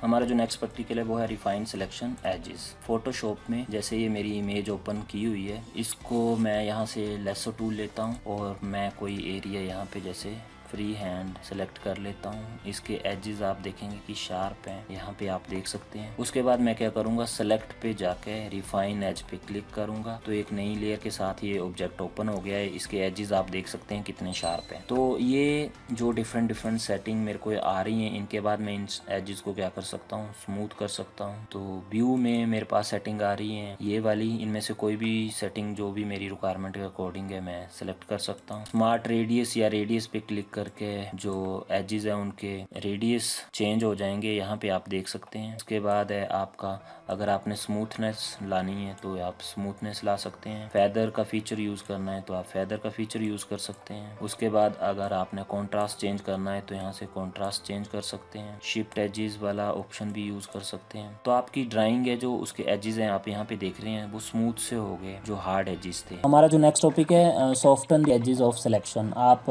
एजेस को सॉफ्ट कैसे कर सकते हैं सिलेक्शन वाले। तो आपके पास दो फीचर रहते हैं, एंटी एलाइजिंग और फेदरिंग। इनसे आप एजेस को क्या कर सकते हैं, स्मूथ कर सकते हैं। एंटी एलाइजिंग में क्या होता है, आपका smooths the jagged edges of selection by softening the colour transition between edge pixels and background pixels. ठीक है, जैसे ये आपका एज पिक्सल है, इस इमेज को मान के चलें, और ये आपका बैकग्राउंड पिक्सल है वाइट और एज पिक्सल है पिंक। तो इन जो पिक्सल को बाउंड्री पे इनको ट्रांजिशन सॉफ्टनिंग अप्लाई करके हम एजेस को क्या कर सकते हैं, स्मूथ कर सकते हैं। तो स्टेप क्या रहेंगे हमारे एंटी एलाइजिंग में, आप lasso tool, polygon tool, magnetic lasso tool, ये different tool, elliptical marquee tool या फिर मैजिक बैंड टूल, इनके साथ आप एंटी एलाइजिंग को यूज कर सकते हैं। आप इनमें से कोई भी टूल लेके सेलेक्ट करेंगे एरिया और आप select anti alias in the option bar पे क्लिक कर देंगे तो आप ये सारी फैसिलिटी को अवेल कर सकते हैं। उसके बाद है feathering, blur edges by building a transition boundary between selection and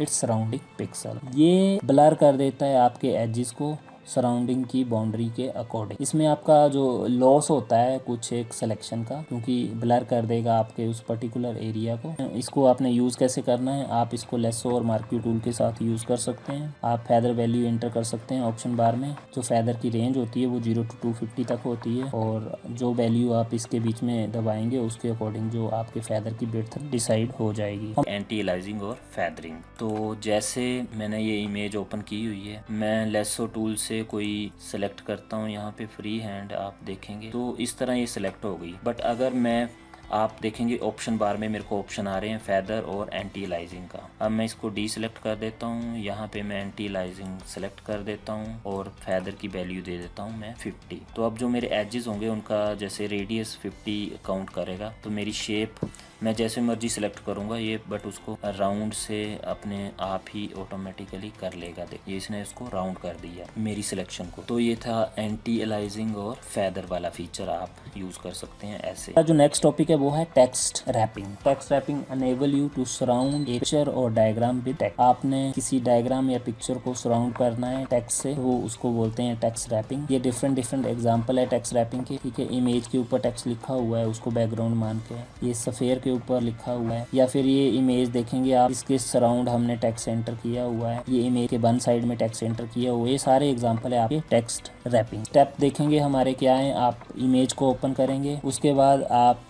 shape tool select करेंगे, उसके बाद आप क्या करेंगे, शेप ड्रॉ कर देंगे where your text should go. जहाँ जहाँ पे आपका टेक्स्ट आना चाहिए उसके अराउंड आप शेप ड्रॉ कर देंगे। नेक्स्ट आप एक क्रिएट सर्कल कर देंगे इमेज के सराउंड। उसके बाद आप सेलेक्ट दी टेक्स्ट टूल और आप टी भी प्रेस कर सकते हैं शॉर्टकट के साथ, और move your mouse over the shape. उसके बाद आप टेक्स्ट एंटर कर देंगे तो आपका जो टेक्स्ट है वो रैप हो जाएगा इमेज के सराउंड। तो ये बड़ा ही इंपॉर्टेंट टॉपिक है, मैं आपको इसके बारे में यहाँ पे बताता हूँ।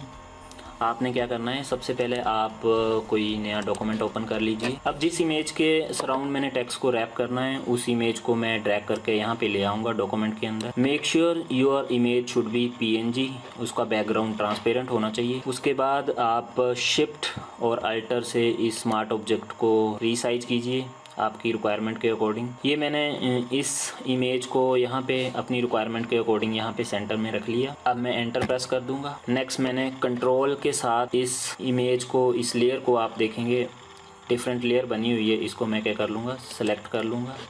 अब ये मेरी पीएनजी इमेज है जो सेलेक्ट हो चुकी हुई है। अब मैं सेलेक्ट में जाऊँगा और यहाँ पे मॉडिफाई पे क्लिक करूँगा। इसमें एक्सपेंड वाला ऑप्शन चूज़ करूँगा। एक्सपेंड बाय 30 भी कर सकता हूँ, 20 भी कर सकता हूँ, जितना आप इस इमेज के सराउंड बॉर्डर सा क्रिएट करना चाहते हैं। अब इसके सराउंड एक बॉर्डर हो गया, आपका जो टेक्स्ट रैप होगा वो इसके साथ चिपकेगा। इसके बाद जो आपने नेक्स्ट करना है, सेलेक्ट पे फिर से जाना है और इनवर्स पे क्लिक करना है। इनवर्स पे क्लिक करेंगे तो अभी आप देखेंगे कि आपका एक रेक्टेंगुलर बॉर्डर आ गया हुआ है और इस इमेज के सराउंड भी एक बॉर्डर आ गया हुआ है। उसके बाद आपने रेक्टेंगुलर मार्क्यू टूल चूज करना है और यहाँ पे आपने ध्यान रखना है कि आप यहाँ पे इंटरसेक्ट विद सिलेक्शन वाली लेयर ही सिलेक्ट कीजिए। अगर आप दूसरी कोई लेयर सेलेक्ट करेंगे तो आपको, अगर सिंगल वाली लेयर सेलेक्ट करेंगे तो आपकी टेक्स्ट रैपिंग नहीं हो पाएगी।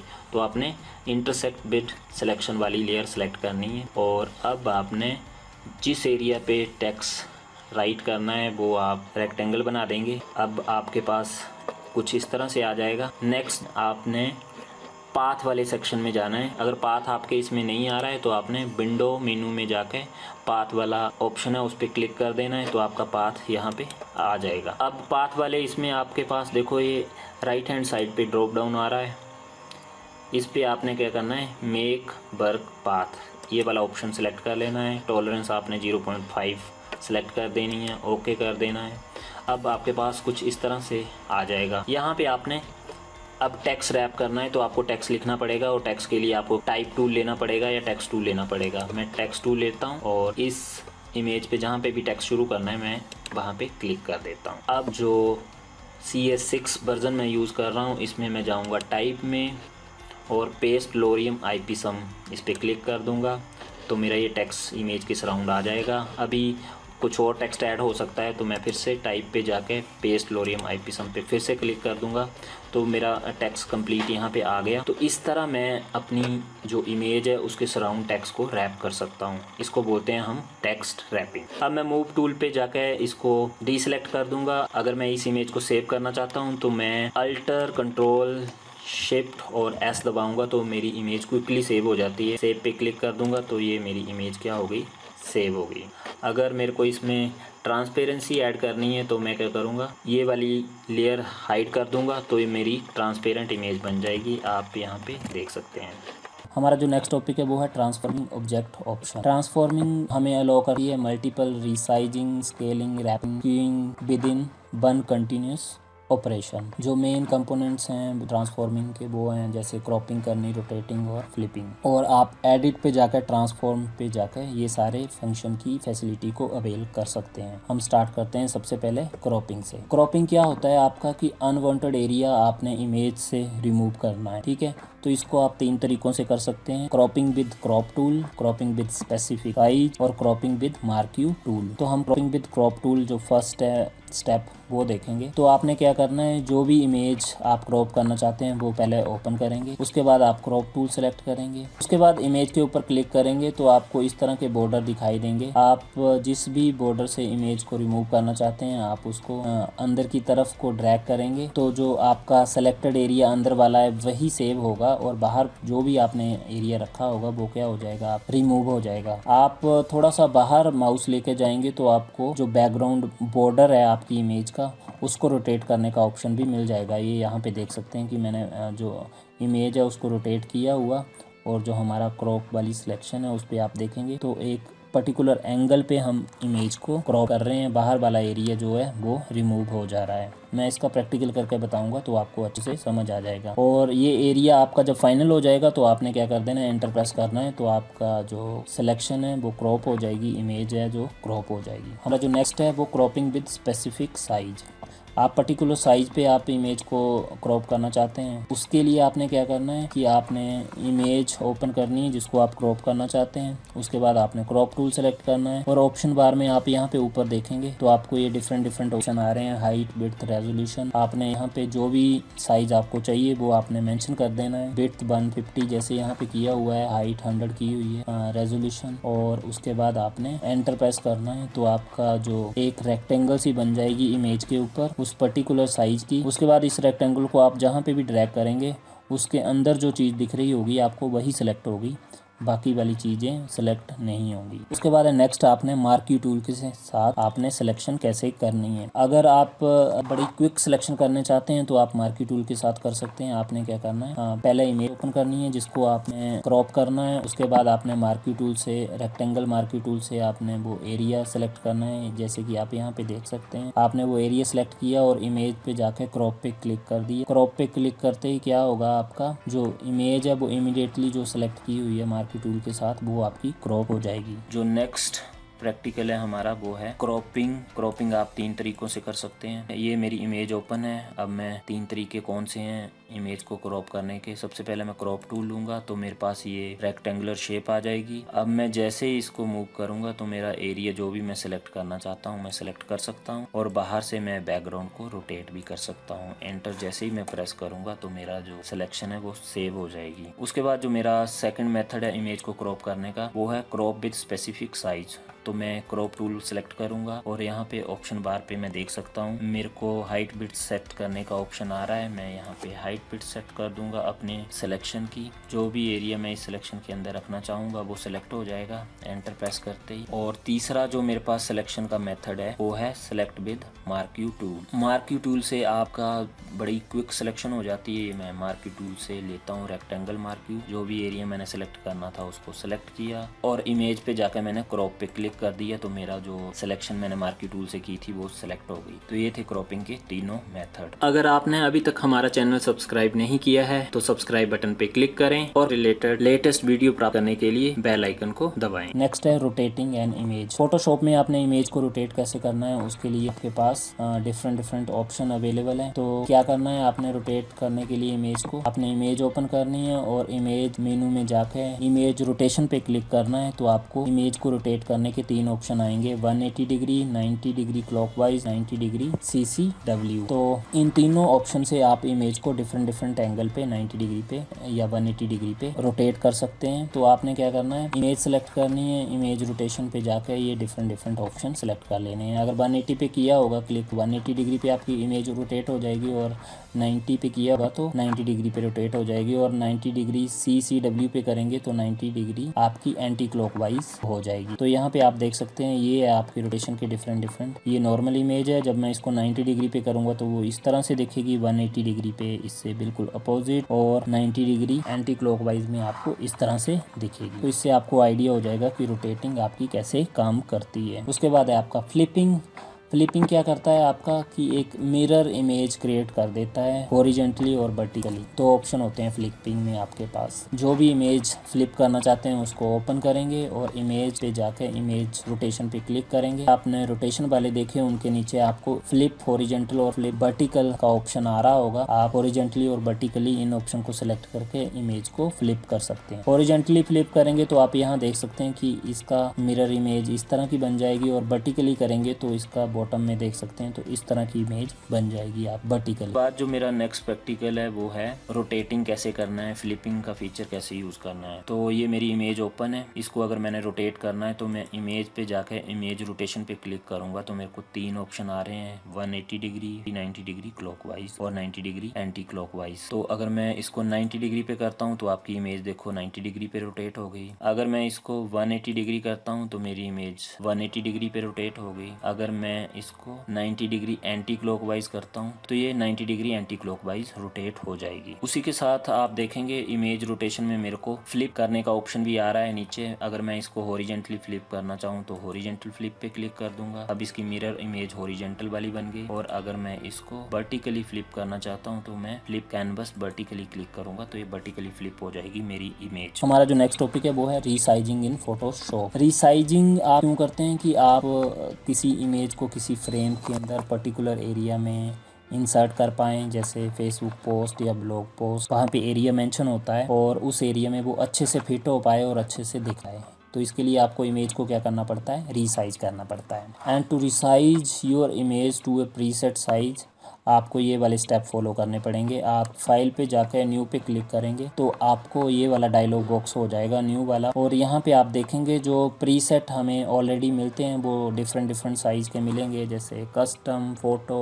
तो उनमें हमें डिफरेंट साइज़ नीचे दिखाई देंगे, जैसे 2x3, 4x6। ये सारे जो साइज होंगे आपके 300 DPI पे होंगे और आप पोर्ट्रेट मोड में होंगे। अगर आप अपना साइज क्रिएट करना चाहते हैं यहाँ पे तो आप क्या करेंगे, आप अपना पर्टिकुलर साइज भी क्रिएट कर सकते हैं लैंडस्केप मोड में। आपने यहाँ पे क्या करना है, विड्थ में जाकर साइज यहाँ पे मेंशन कर देना है जो भी आपको चाहिए। अगर आप प्रिंट करना चाहते हैं तो आपकी जो रेजोल्यूशन होगी वो 150 DPI एटलीस्ट होनी चाहिए। और अगर आप वेब के लिए यूज़ करना चाहते हैं तो 72 PPI आपकी रेजोल्यूशन होनी चाहिए मिनिमम। और ये सेटिंग करने के बाद आपकी जो इमेज के प्रीसेट साइज है वो सेट कर सकते हैं। आप इसको लैंडस्केप में, पोर्ट्रेट में अपनी रिक्वायरमेंट के अकॉर्डिंग इमेज को बना सकते हैं। हमारा जो नेक्स्ट प्रैक्टिकल है वो है कि आपने इमेज को रीसाइज करना है प्रीसेट साइज पे। नई डॉक्यूमेंट ओपन करते हैं, न्यू पे क्लिक करते हैं तो आपको देखेंगे यहाँ पे प्रीसेट साइज ऑटोमेटिकली यहाँ पे मिल जाते हैं। US paper, photo, mobile end devices, जिस तरह की भी आप इमेज बनाना चाहते हैं। ये सारे साइजेस आपके पोर्ट्रेट मोड में होते हैं। अगर आप लैंडस्केप में करना चाहते हैं तो आप यहाँ पे अपना साइज कस्टम सेलेक्ट करेंगे। तो आप यहाँ पे जो भी साइज देना चाहते हैं वो दे सकते हैं, यूनिट चेंज कर सकते हैं। अगर आपने प्रिंट करना है तो इंचेस सेलेक्ट कर देने हैं आपने। कलर मोड यहाँ से सिलेक्ट कर लेते हैं। उसके बाद आपने ओके पे प्रेस करना है तो आप अपने जो प्रीसेट साइज है वो अपनी रिक्वायरमेंट के अकॉर्डिंग ऐसे क्रिएट कर सकते। उसके बाद एनलार्जिंग। जब हम इमेज को एनलार्ज करते हैं तो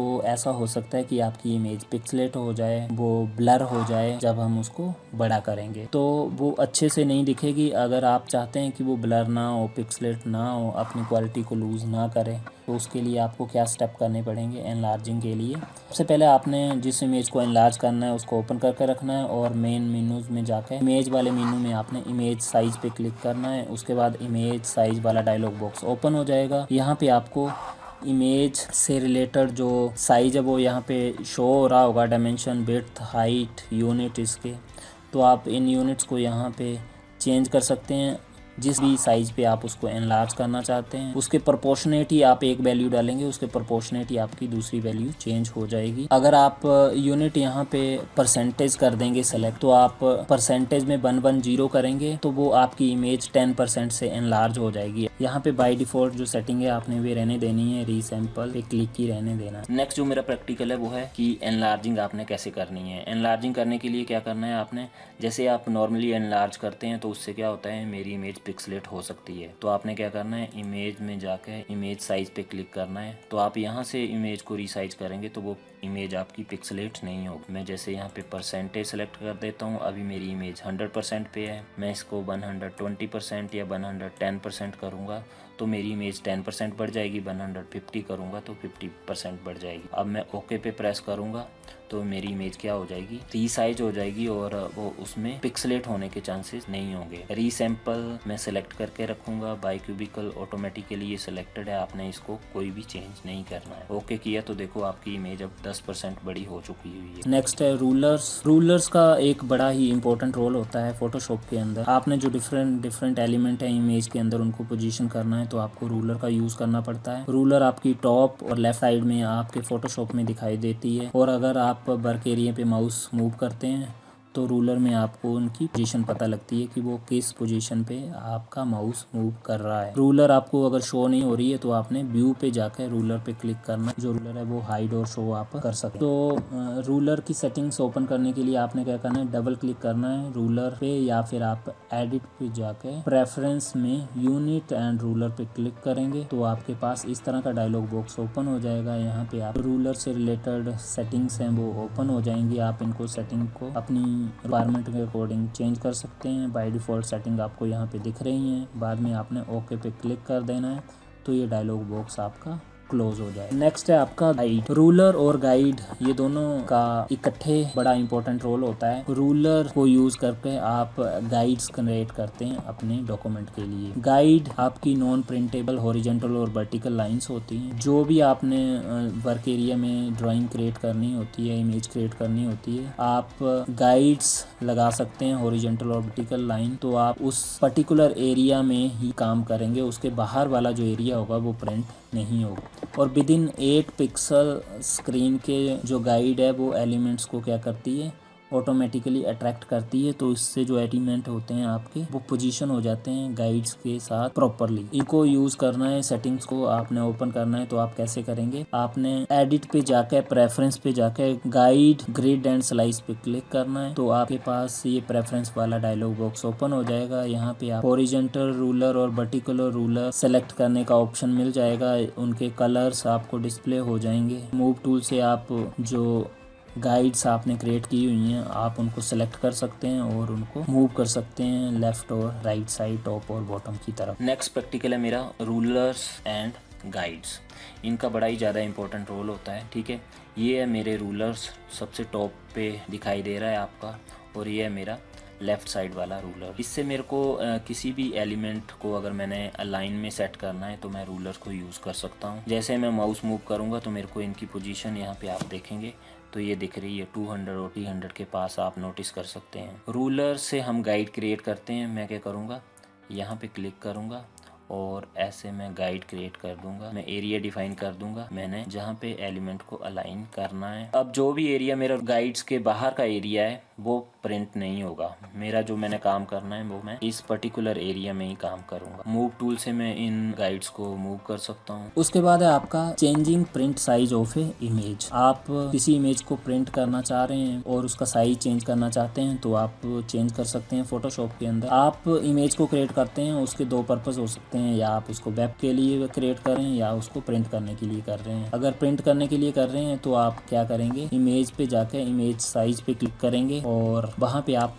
जो यूनिट है वो इंचेस सेलेक्ट कर लेंगे। ये इमेज साइज पे आप इन सेटिंग को चेंज कर सकते हैं। इंचेस सेलेक्ट कर देने हैं अगर आप उनको प्रिंट करना चाहते हैं अपने डॉक्यूमेंट, और व्यू पे जाकर प्रिंट साइज पे आप उसका प्रीव्यू देख सकते हैं कि आपका जो इमेज प्रिंट होगी वो किस तरह से दिखेगी। मेरा जो नेक्स्ट प्रैक्टिकल है वो है कि चेंजिंग प्रिंट साइज। आप प्रिंट साइज चेंज कर सकते हैं। उसके लिए आपने क्या करना है, आपने फोटोशॉप पे जाना है, इमेज पे इमेज साइज पे क्लिक करना है, वही पुराने वाली सेटिंग्स। यहाँ पे जो भी आप प्रिंट वाला साइज रखना चाहते हैं वो रख लेंगे, बट आपने प्रिंट करना है तो आपने यूनिट डॉक्यूमेंट के क्या कर लेने हैं, इंचेस सेलेक्ट कर लेने हैं पिक्सल की जगह पे। और रीसैंपल इमेज ये चेक होना चाहिए, और यहाँ पे रीसैंपल का जो तरीका है वो बाई क्यूबिकल ऑटोमेटिक सेलेक्टेड है। आपने इसमें कुछ भी चेंज नहीं करना है, ओके पे क्लिक कर देना है। तो आपका जो भी साइज आप रखेंगे उससे आपकी इमेज क्या हो जाएगी, चेंज हो जाएगा। इंचेस करेंगे तो वो प्रिंट होने वाला एरिया आपका दिखेगा। अगर आप प्रिंट प्रीव्यू देखना चाहते हैं कि क्या प्रिंट होने वाला है आप पेज के ऊपर, हार्ड कॉपी के ऊपर, तो व्यू पे जाके आपने प्रिंट साइज पे क्लिक कर देना है। तो देखो आपकी ये बड़ी होगी, तो ये इसने आपको एग्जैक्ट साइज बता दी है, क्योंकि ये इमेज बहुत बड़ी है कि वो प्रिंट होने के बाद किस तरह से दिखे।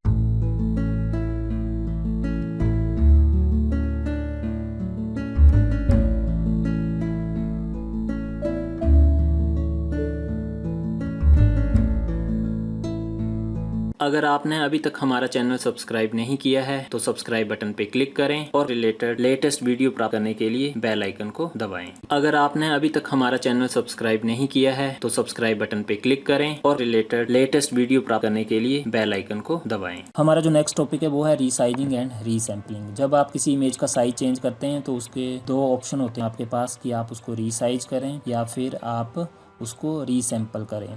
तो रीसाइज और रीसैम्पल में बड़ा मेजर डिफरेंस होता है, आप यहाँ पे देख सकते हैं। रीसाइजिंग में आपका क्या होता है कि आपके जो पिक्सल होते हैं उनकी क्वांटिटी है वो इंक्रीज नहीं होती है। जितने पिक्सल आपके कम साइज पे थे उतने ही पिक्सल आपके साइज चेंज होने के बाद रहेंगे। और जो रीसैम्पलिंग होती है उसमें आपके पिक्सल की क्वांटिटी है इंक्रीज करेंगे तो बढ़ जाएगी।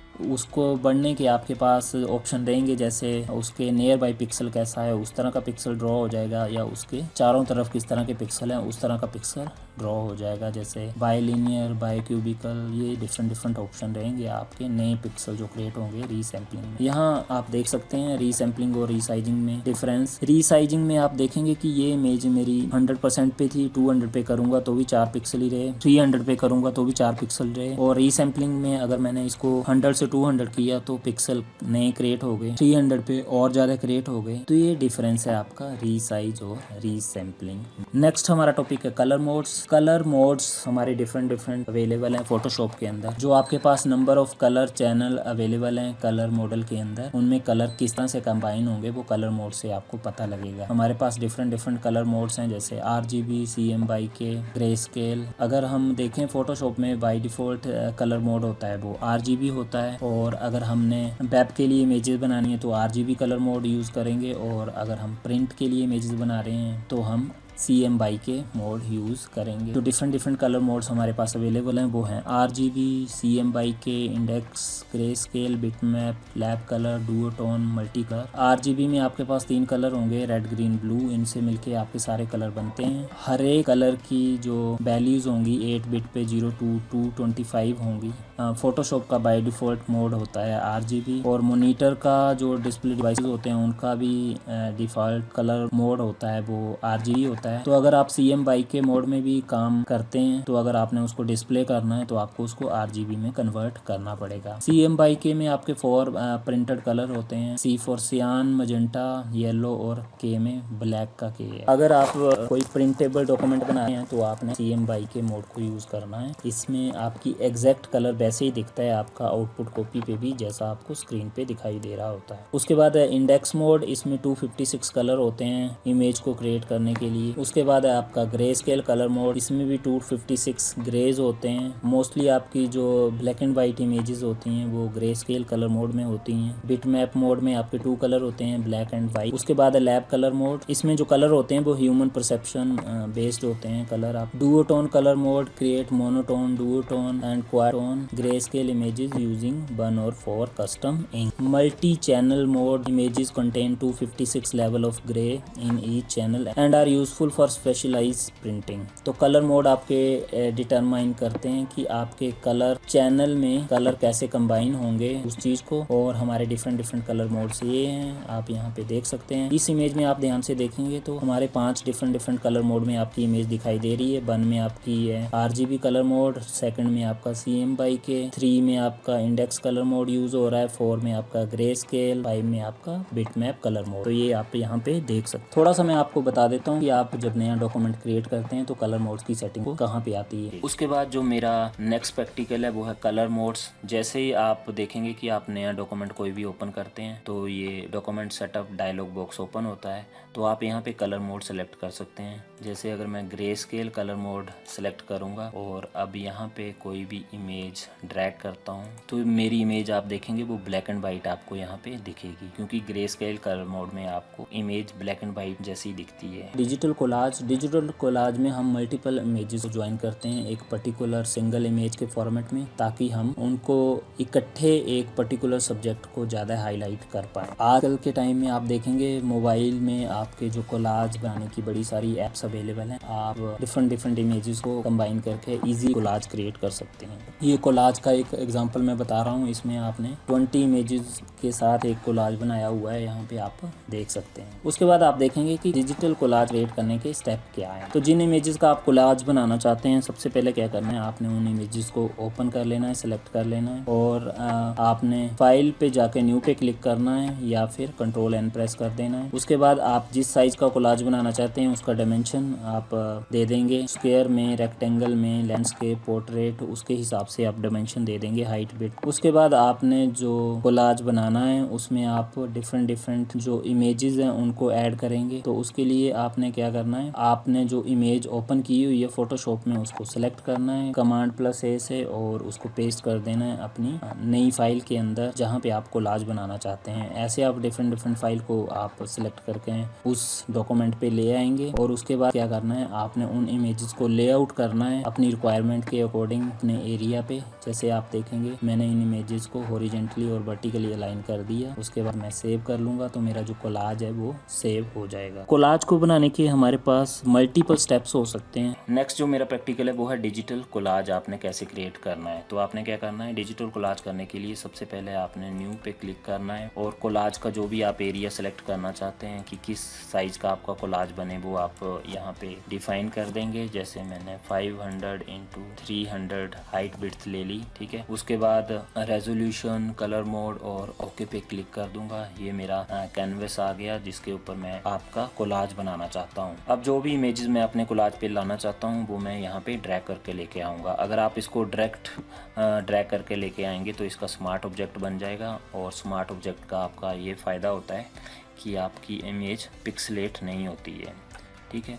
अब मैंने इसको अपनी रिक्वायरमेंट के अकॉर्डिंग इसका साइज सेट कर दिया। एरो से मैं इसको मूव कर लूँगा। मैं अपने कोलाज में 3 इमेजेस लगा रहा हूँ, आपकी जैसी भी रिक्वायरमेंट है आप जितनी मर्जी इमेजेस लगा सकते हैं। एंटर प्रेस कर दिया, एक इमेज मेरी लग गई, बाहर वाला पोर्शन इसमें नहीं आएगा। उसके बाद सेकंड इमेज सेम स्टेप है, इसका स्मार्ट ऑब्जेक्ट बन गया। आप कीबोर्ड से शिफ्ट और अल्टर प्रेस करेंगे और इसको यहाँ से ड्रैग करेंगे। इस तरह आप सेकंड इमेज को भी लगा लेंगे, अलाइन कर लेंगे जहाँ पे भी आप अलाइन करना चाहते हैं। एंटर प्रेस कर दिया। अब मैंने थर्ड इमेज को लाना है यहाँ पे, तो मैं थर्ड इमेज को ड्रैग करके यहाँ पे ले आऊँगा। ये मेरी ऑटोमेटिकली जितना मेरे को साइज चाहिए उसी साइज की है। अगर मेरे को साइज चेंज करना है तो मैं साइज चेंज भी कर सकता हूँ। तो यहाँ पे आप देख सकते हैं कि ये मैंने कोलाज बना दिया। आप इसमें 10 इमेजेस लगा सकते हैं, 50 इमेजेस लगा सकते हैं आपकी रिक्वायरमेंट के अकॉर्डिंग। अब ये मेरा कोलाज बन गया है, मैं फाइल पे जाके इसको सेव कर सकता हूँ। हमारा नेक्स्ट प्रैक्टिकल है डिजिटल कोलाज क्रिएट करना यूजिंग पेन टूल। तो ये मैं आपको एक कोलाज का एग्जांपल बता रहा हूँ, ठीक है। इस तरह का कोलाज अगर आपने क्रिएट करना है तो वो मैं आपको बताऊंगा कि पेन टूल से आप कैसे क्रिएट कर सकते हैं। उसके लिए सबसे पहले आपको फ्रेम लेना पड़ेगा जिस फ्रेम में आप कोलाज बनाना चाहते हैं। इस फ्रेम में मैं कोलाज बनाऊँगा। अब मैं इसको जूम कर लूँगा और पेन टूल से इस वाले एरिया को सिलेक्ट करूँगा। ये मैंने पेन टूल से ये वाला एरिया सेलेक्ट किया। इसको मैं थोड़ा नीचे कर रहा हूँ, मैं इसको आपको एडिट करके बताऊँगा। एंटर प्रेस कर दिया। अगर मेरे को एडिट करना है इस पाथ को तो मैं क्या करूँगा, यहाँ पे डायरेक्ट सिलेक्शन वाला टूल लूँगा, कॉर्नर पे क्लिक करूँगा और एरो से इसको मूव कर लूँगा। ये सेंटर से भी मेरा स्पेस थोड़ा रेड दिख रहा है, यहाँ से भी इसको चेंज कर लूँगा। ये नीचे भी बचा हुआ है। ये मेरा बताने का आपको मकसद ये है कि आप इस शेप को कभी भी एडिट कर सकते हैं यूजिंग डायरेक्ट सिलेक्शन टूल। अब मैं इसको नॉर्मल उस पर कर दूंगा। ये इसकी लेयर बन गई हुई है। इसी तरह मैं सेकंड वाला पाथ भी करूँगा कॉपी, फिर थर्ड वाला। इसमें जो कॉमन चीज़ें आप देखेंगे कि इससे मैं इस वाले को बना सकता हूँ और इससे मैं इसको बना सकता हूँ। तो मेरे को 1, 2 और 3 इमेजें के पाथ क्रिएट करने हैं, बाकी सारे मेरे ऑटोमेटिकली क्रिएट हो जाएंगे। तो सेम प्रोसीजर आप यूज़ करेंगे। मैं पहले आपको बता देता हूँ कि इसको आपने रिवर्स कैसे करना है, ठीक है। तो आप क्या करेंगे, ये लेयर बनी हुई है, लेयर को क्या करेंगे आप डुप्लीकेट लेयर पे क्लिक करेंगे। अब ये लेयर बन गई हुई है, आप मूव टूल लिया आपने, इसको मूव किया। अब मैं कंट्रोल टी प्रेस करूंगा ट्रांसफॉर्म के लिए, राइट क्लिक प्रेस करूंगा और मैं इसको कर दूंगा फ्लिप हॉरिजॉन्टल। तो अब ये इमेज मेरी फ्लिप हो गई। सेम ही प्रोसीजर मैं यूज करूंगा और ये नीचे वाले पाथ भी सेलेक्ट कर लूंगा यूजिंग पेन टूल। ये दोनों शेप ड्रा करने के बाद आप बाकी शेप्स भी इसी तरह पेन टूल से ड्रॉ कर लेंगे। उससे पहले मैं आपको बता दूं कि आपने नई इमेज यहाँ पे इन शेप्स के अंदर कैसे इंसर्ट करनी है। आप क्या करेंगे, इमेज को यहाँ पे ड्रैग करेंगे, इसका स्मार्ट ऑब्जेक्ट बन जाएगा। आप एंटर प्रेस कर देंगे। जिस भी लेयर पे आप इस इमेज को लगाना चाहते हो उसके साथ ही इमेज को रखिए। जैसे इस लेयर पे लगाना है तो मैंने इस इमेज से पहले रख दिया इसको। अब मैं कंट्रोल डी प्रेस करूंगा और इस इमेज को लाइन कर दूंगा उस एरिया के अकॉर्डिंग जहाँ पे इस इमेज को आना है। शिफ्ट और अल्टर प्रेस करके मैं इसको रीसाइज कर लूंगा। अब मैं इसको मूव करके फिट कर दूंगा इस एरिया के अंदर। बाहर जा रही है, इसको बाहर जाने से रोकने के लिए आपको क्या करना पड़ेगा, मास्क करना पड़ेगा। तो मैं यहाँ पे राइट क्लिक करके इसको क्या कर दूंगा, क्रिएट क्लिपिंग मास्क। अब भी मेरी इमेज सेंटर में नहीं आई है तो मैंने क्या करना है, कंट्रोल टी प्रेस करना है और इसको अपने अकॉर्डिंग एडजस्ट कर लेना है, ये मेरी उसी फ्रेम के अंदर फिट हो। फिर से इमेज को ड्रैग करूंगा, इसका स्मार्ट ऑब्जेक्ट बन गया। मैं इसको रीसाइज कर दूंगा, इसको मूव कर दूंगा जहाँ पे मैंने इसको रखना है। अब ये मेरी इमेज नीचे जा रही है, मेरे को इस लेयर को नीचे लाना पड़ेगा और इमेज को ऊपर लेकर जाना पड़ेगा। ठीक है, अब मेरी शेप ये आ गई है। कंट्रोल टी से मैं जरा इस इमेज को फिर से जरा सा रीसाइज करूंगा ताकि वो इस बॉक्स के अंदर फिट आ जाए। अभी ये इमेज बाहर जा रही है तो आपने क्या करना है, मैंने आपको पहले भी बताया, आप एंटर प्रेस कीजिए, फिर राइट क्लिक करके क्रिएट क्लिपिंग मास्क पे क्लिक कर दीजिए। ये इमेज आपकी यहाँ पे फिट होगी। तो अब आप कंट्रोल टी प्रेस करके रीसाइज करना है, आप अपनी रिक्वायरमेंट के अकॉर्डिंग इसको कर सकते हैं। यहाँ पे आप देख सकते हैं सेम तरीके से आपने क्या करना है, बाकी वाले शेप भी ड्रॉ करने हैं फ्रेम के यूजिंग पेन टूल, और उसके बाद इसमें ड्रैग एंड ड्रॉप के साथ फ़ोटो इंसर्ट कर देनी है जैसे मैंने आपको बताया। फाइनल आप देखेंगे, मैं इसको अनहाइड कर देता हूँ, इस तरह से दिखेगा आपका। इमेजेस डालने के बाद आपका जो कोलाज है कुछ इस तरह से दिखेगा। तो ये गाइड्स आपको हेल्प करते हैं आपके इन ऑब्जेक्ट को सही जगह पे प्लेस करने के लिए। So that's all for collage. इस तरह से आप पेन टूल का यूज़ कर सकते हैं, क्विक सिलेक्शन टूल का यूज़ कर सकते हैं फॉर क्रिएटिंग कोलाज। नेक्स्ट हम क्विक रिव्यू करके देखेंगे कि हमने इस वीडियो में अभी तक क्या क्या पढ़ा। हम 11th कंप्यूटर साइंस का यूनिट 4 पढ़ रहे थे जिसका नाम था डिजिटल इमेज एडिटिंग। इसमें हम फोटोशॉप का यूज़ कर रहे थे और इसमें हमारा 9 मार्क्स का पेपर आएगा फाइनल एग्जाम के लिए। कौन कौन से टॉपिक इसमें इंक्लूड थे, फोटोशॉप, इसके एडवांटेज, डिसएडवांटेज और कंपोनेंट्स, बिटमैप और वेक्टर इमेजेस में difference, different file formats, Photoshop workspace, palettes in Photoshop, tools in Photoshop toolbox, how to create, open and save document in Photoshop, cropping, rotating and flipping images in Photoshop, colour modes in Photoshop और digital collage कैसे create करना है Photoshop. तो ये सारी चीजें हमने इस चैप्टर में अभी तक पढ़ी हैं। नेक्स्ट है हमारा क्वेश्चन आंसर। इस चैप्टर के कौन कौन से इंपॉर्टेंट क्वेश्चन आंसर हैं वो भी मैं आपको बताऊंगा। हमारे 11th 4th चैप्टर के जो इंपॉर्टेंट क्वेश्चन है वो कुछ इस तरह से हैं, आप यहाँ पे स्क्रीन पे देख सकते हैं। मैं इनको पढ़ूंगा नहीं ताकि आपका टाइम वेस्ट ना हो, और इस चैप्टर के ट्रू फॉल्स भी मैं आपको बताऊंगा ताकि आपके जो 1 मार्क्स के क्वेश्चन आते हैं फाइनल एग्जाम में उसकी भी आपकी तैयारी हो जाए। ये आपके 1 मार्क्स के क्वेश्चन है, आपको इनके आंसर भी साथ में दिखाई दे रहे हैं। ये हमारे इस चैप्टर के क्वेश्चन आंसर है, आप यहाँ पे देख सकते हैं। इनकी सॉफ्ट कॉपी आपको मिल जाएगी, इस वीडियो के डिस्क्रिप्शन बॉक्स में उसका लिंक रहेगा और हमारी वेबसाइट पे भी अवेलेबल रहेगा। आप यहाँ से इनकी प्रेपरेशन कर सकते हैं। ट्रू फॉल्स भी इसमें ऐड किए हुए हैं। लास्ट बट नॉट लिस्ट, अगर आपके पास 9 to 12 कंप्यूटर साइंस का स्टडी मटेरियल नहीं है तो आप हमारी वेबसाइट से डाउनलोड कर सकते हैं। हमारी वेबसाइट का नाम है magicinfo.in। ये लिंक भी मैं डिस्क्रिप्शन बॉक्स में ऐड कर रहा हूँ। Thanks for watching us. अगर आपकी कोई क्वेरी है या कोई सजेशन है तो आप हमें कमेंट कर सकते हैं या फिर आप हमें ईमेल भी कर सकते हैं। अगर आपने हमारे YouTube channel magic info synopsis को अभी तक सब्सक्राइब नहीं किया है तो सब्सक्राइब बटन पे क्लिक करके आप हमारे चैनल को सब्सक्राइब कर सकते हैं, और हमारे वीडियो आप तक सबसे पहले पहुंचे तो बेल आइकन पे जाकर ऑल पे क्लिक कर दीजिए। अगर आपको वीडियो अच्छा लगा तो इसको लाइक, शेयर और कमेंट करना ना भूलें। जय हिंद, जय भारत।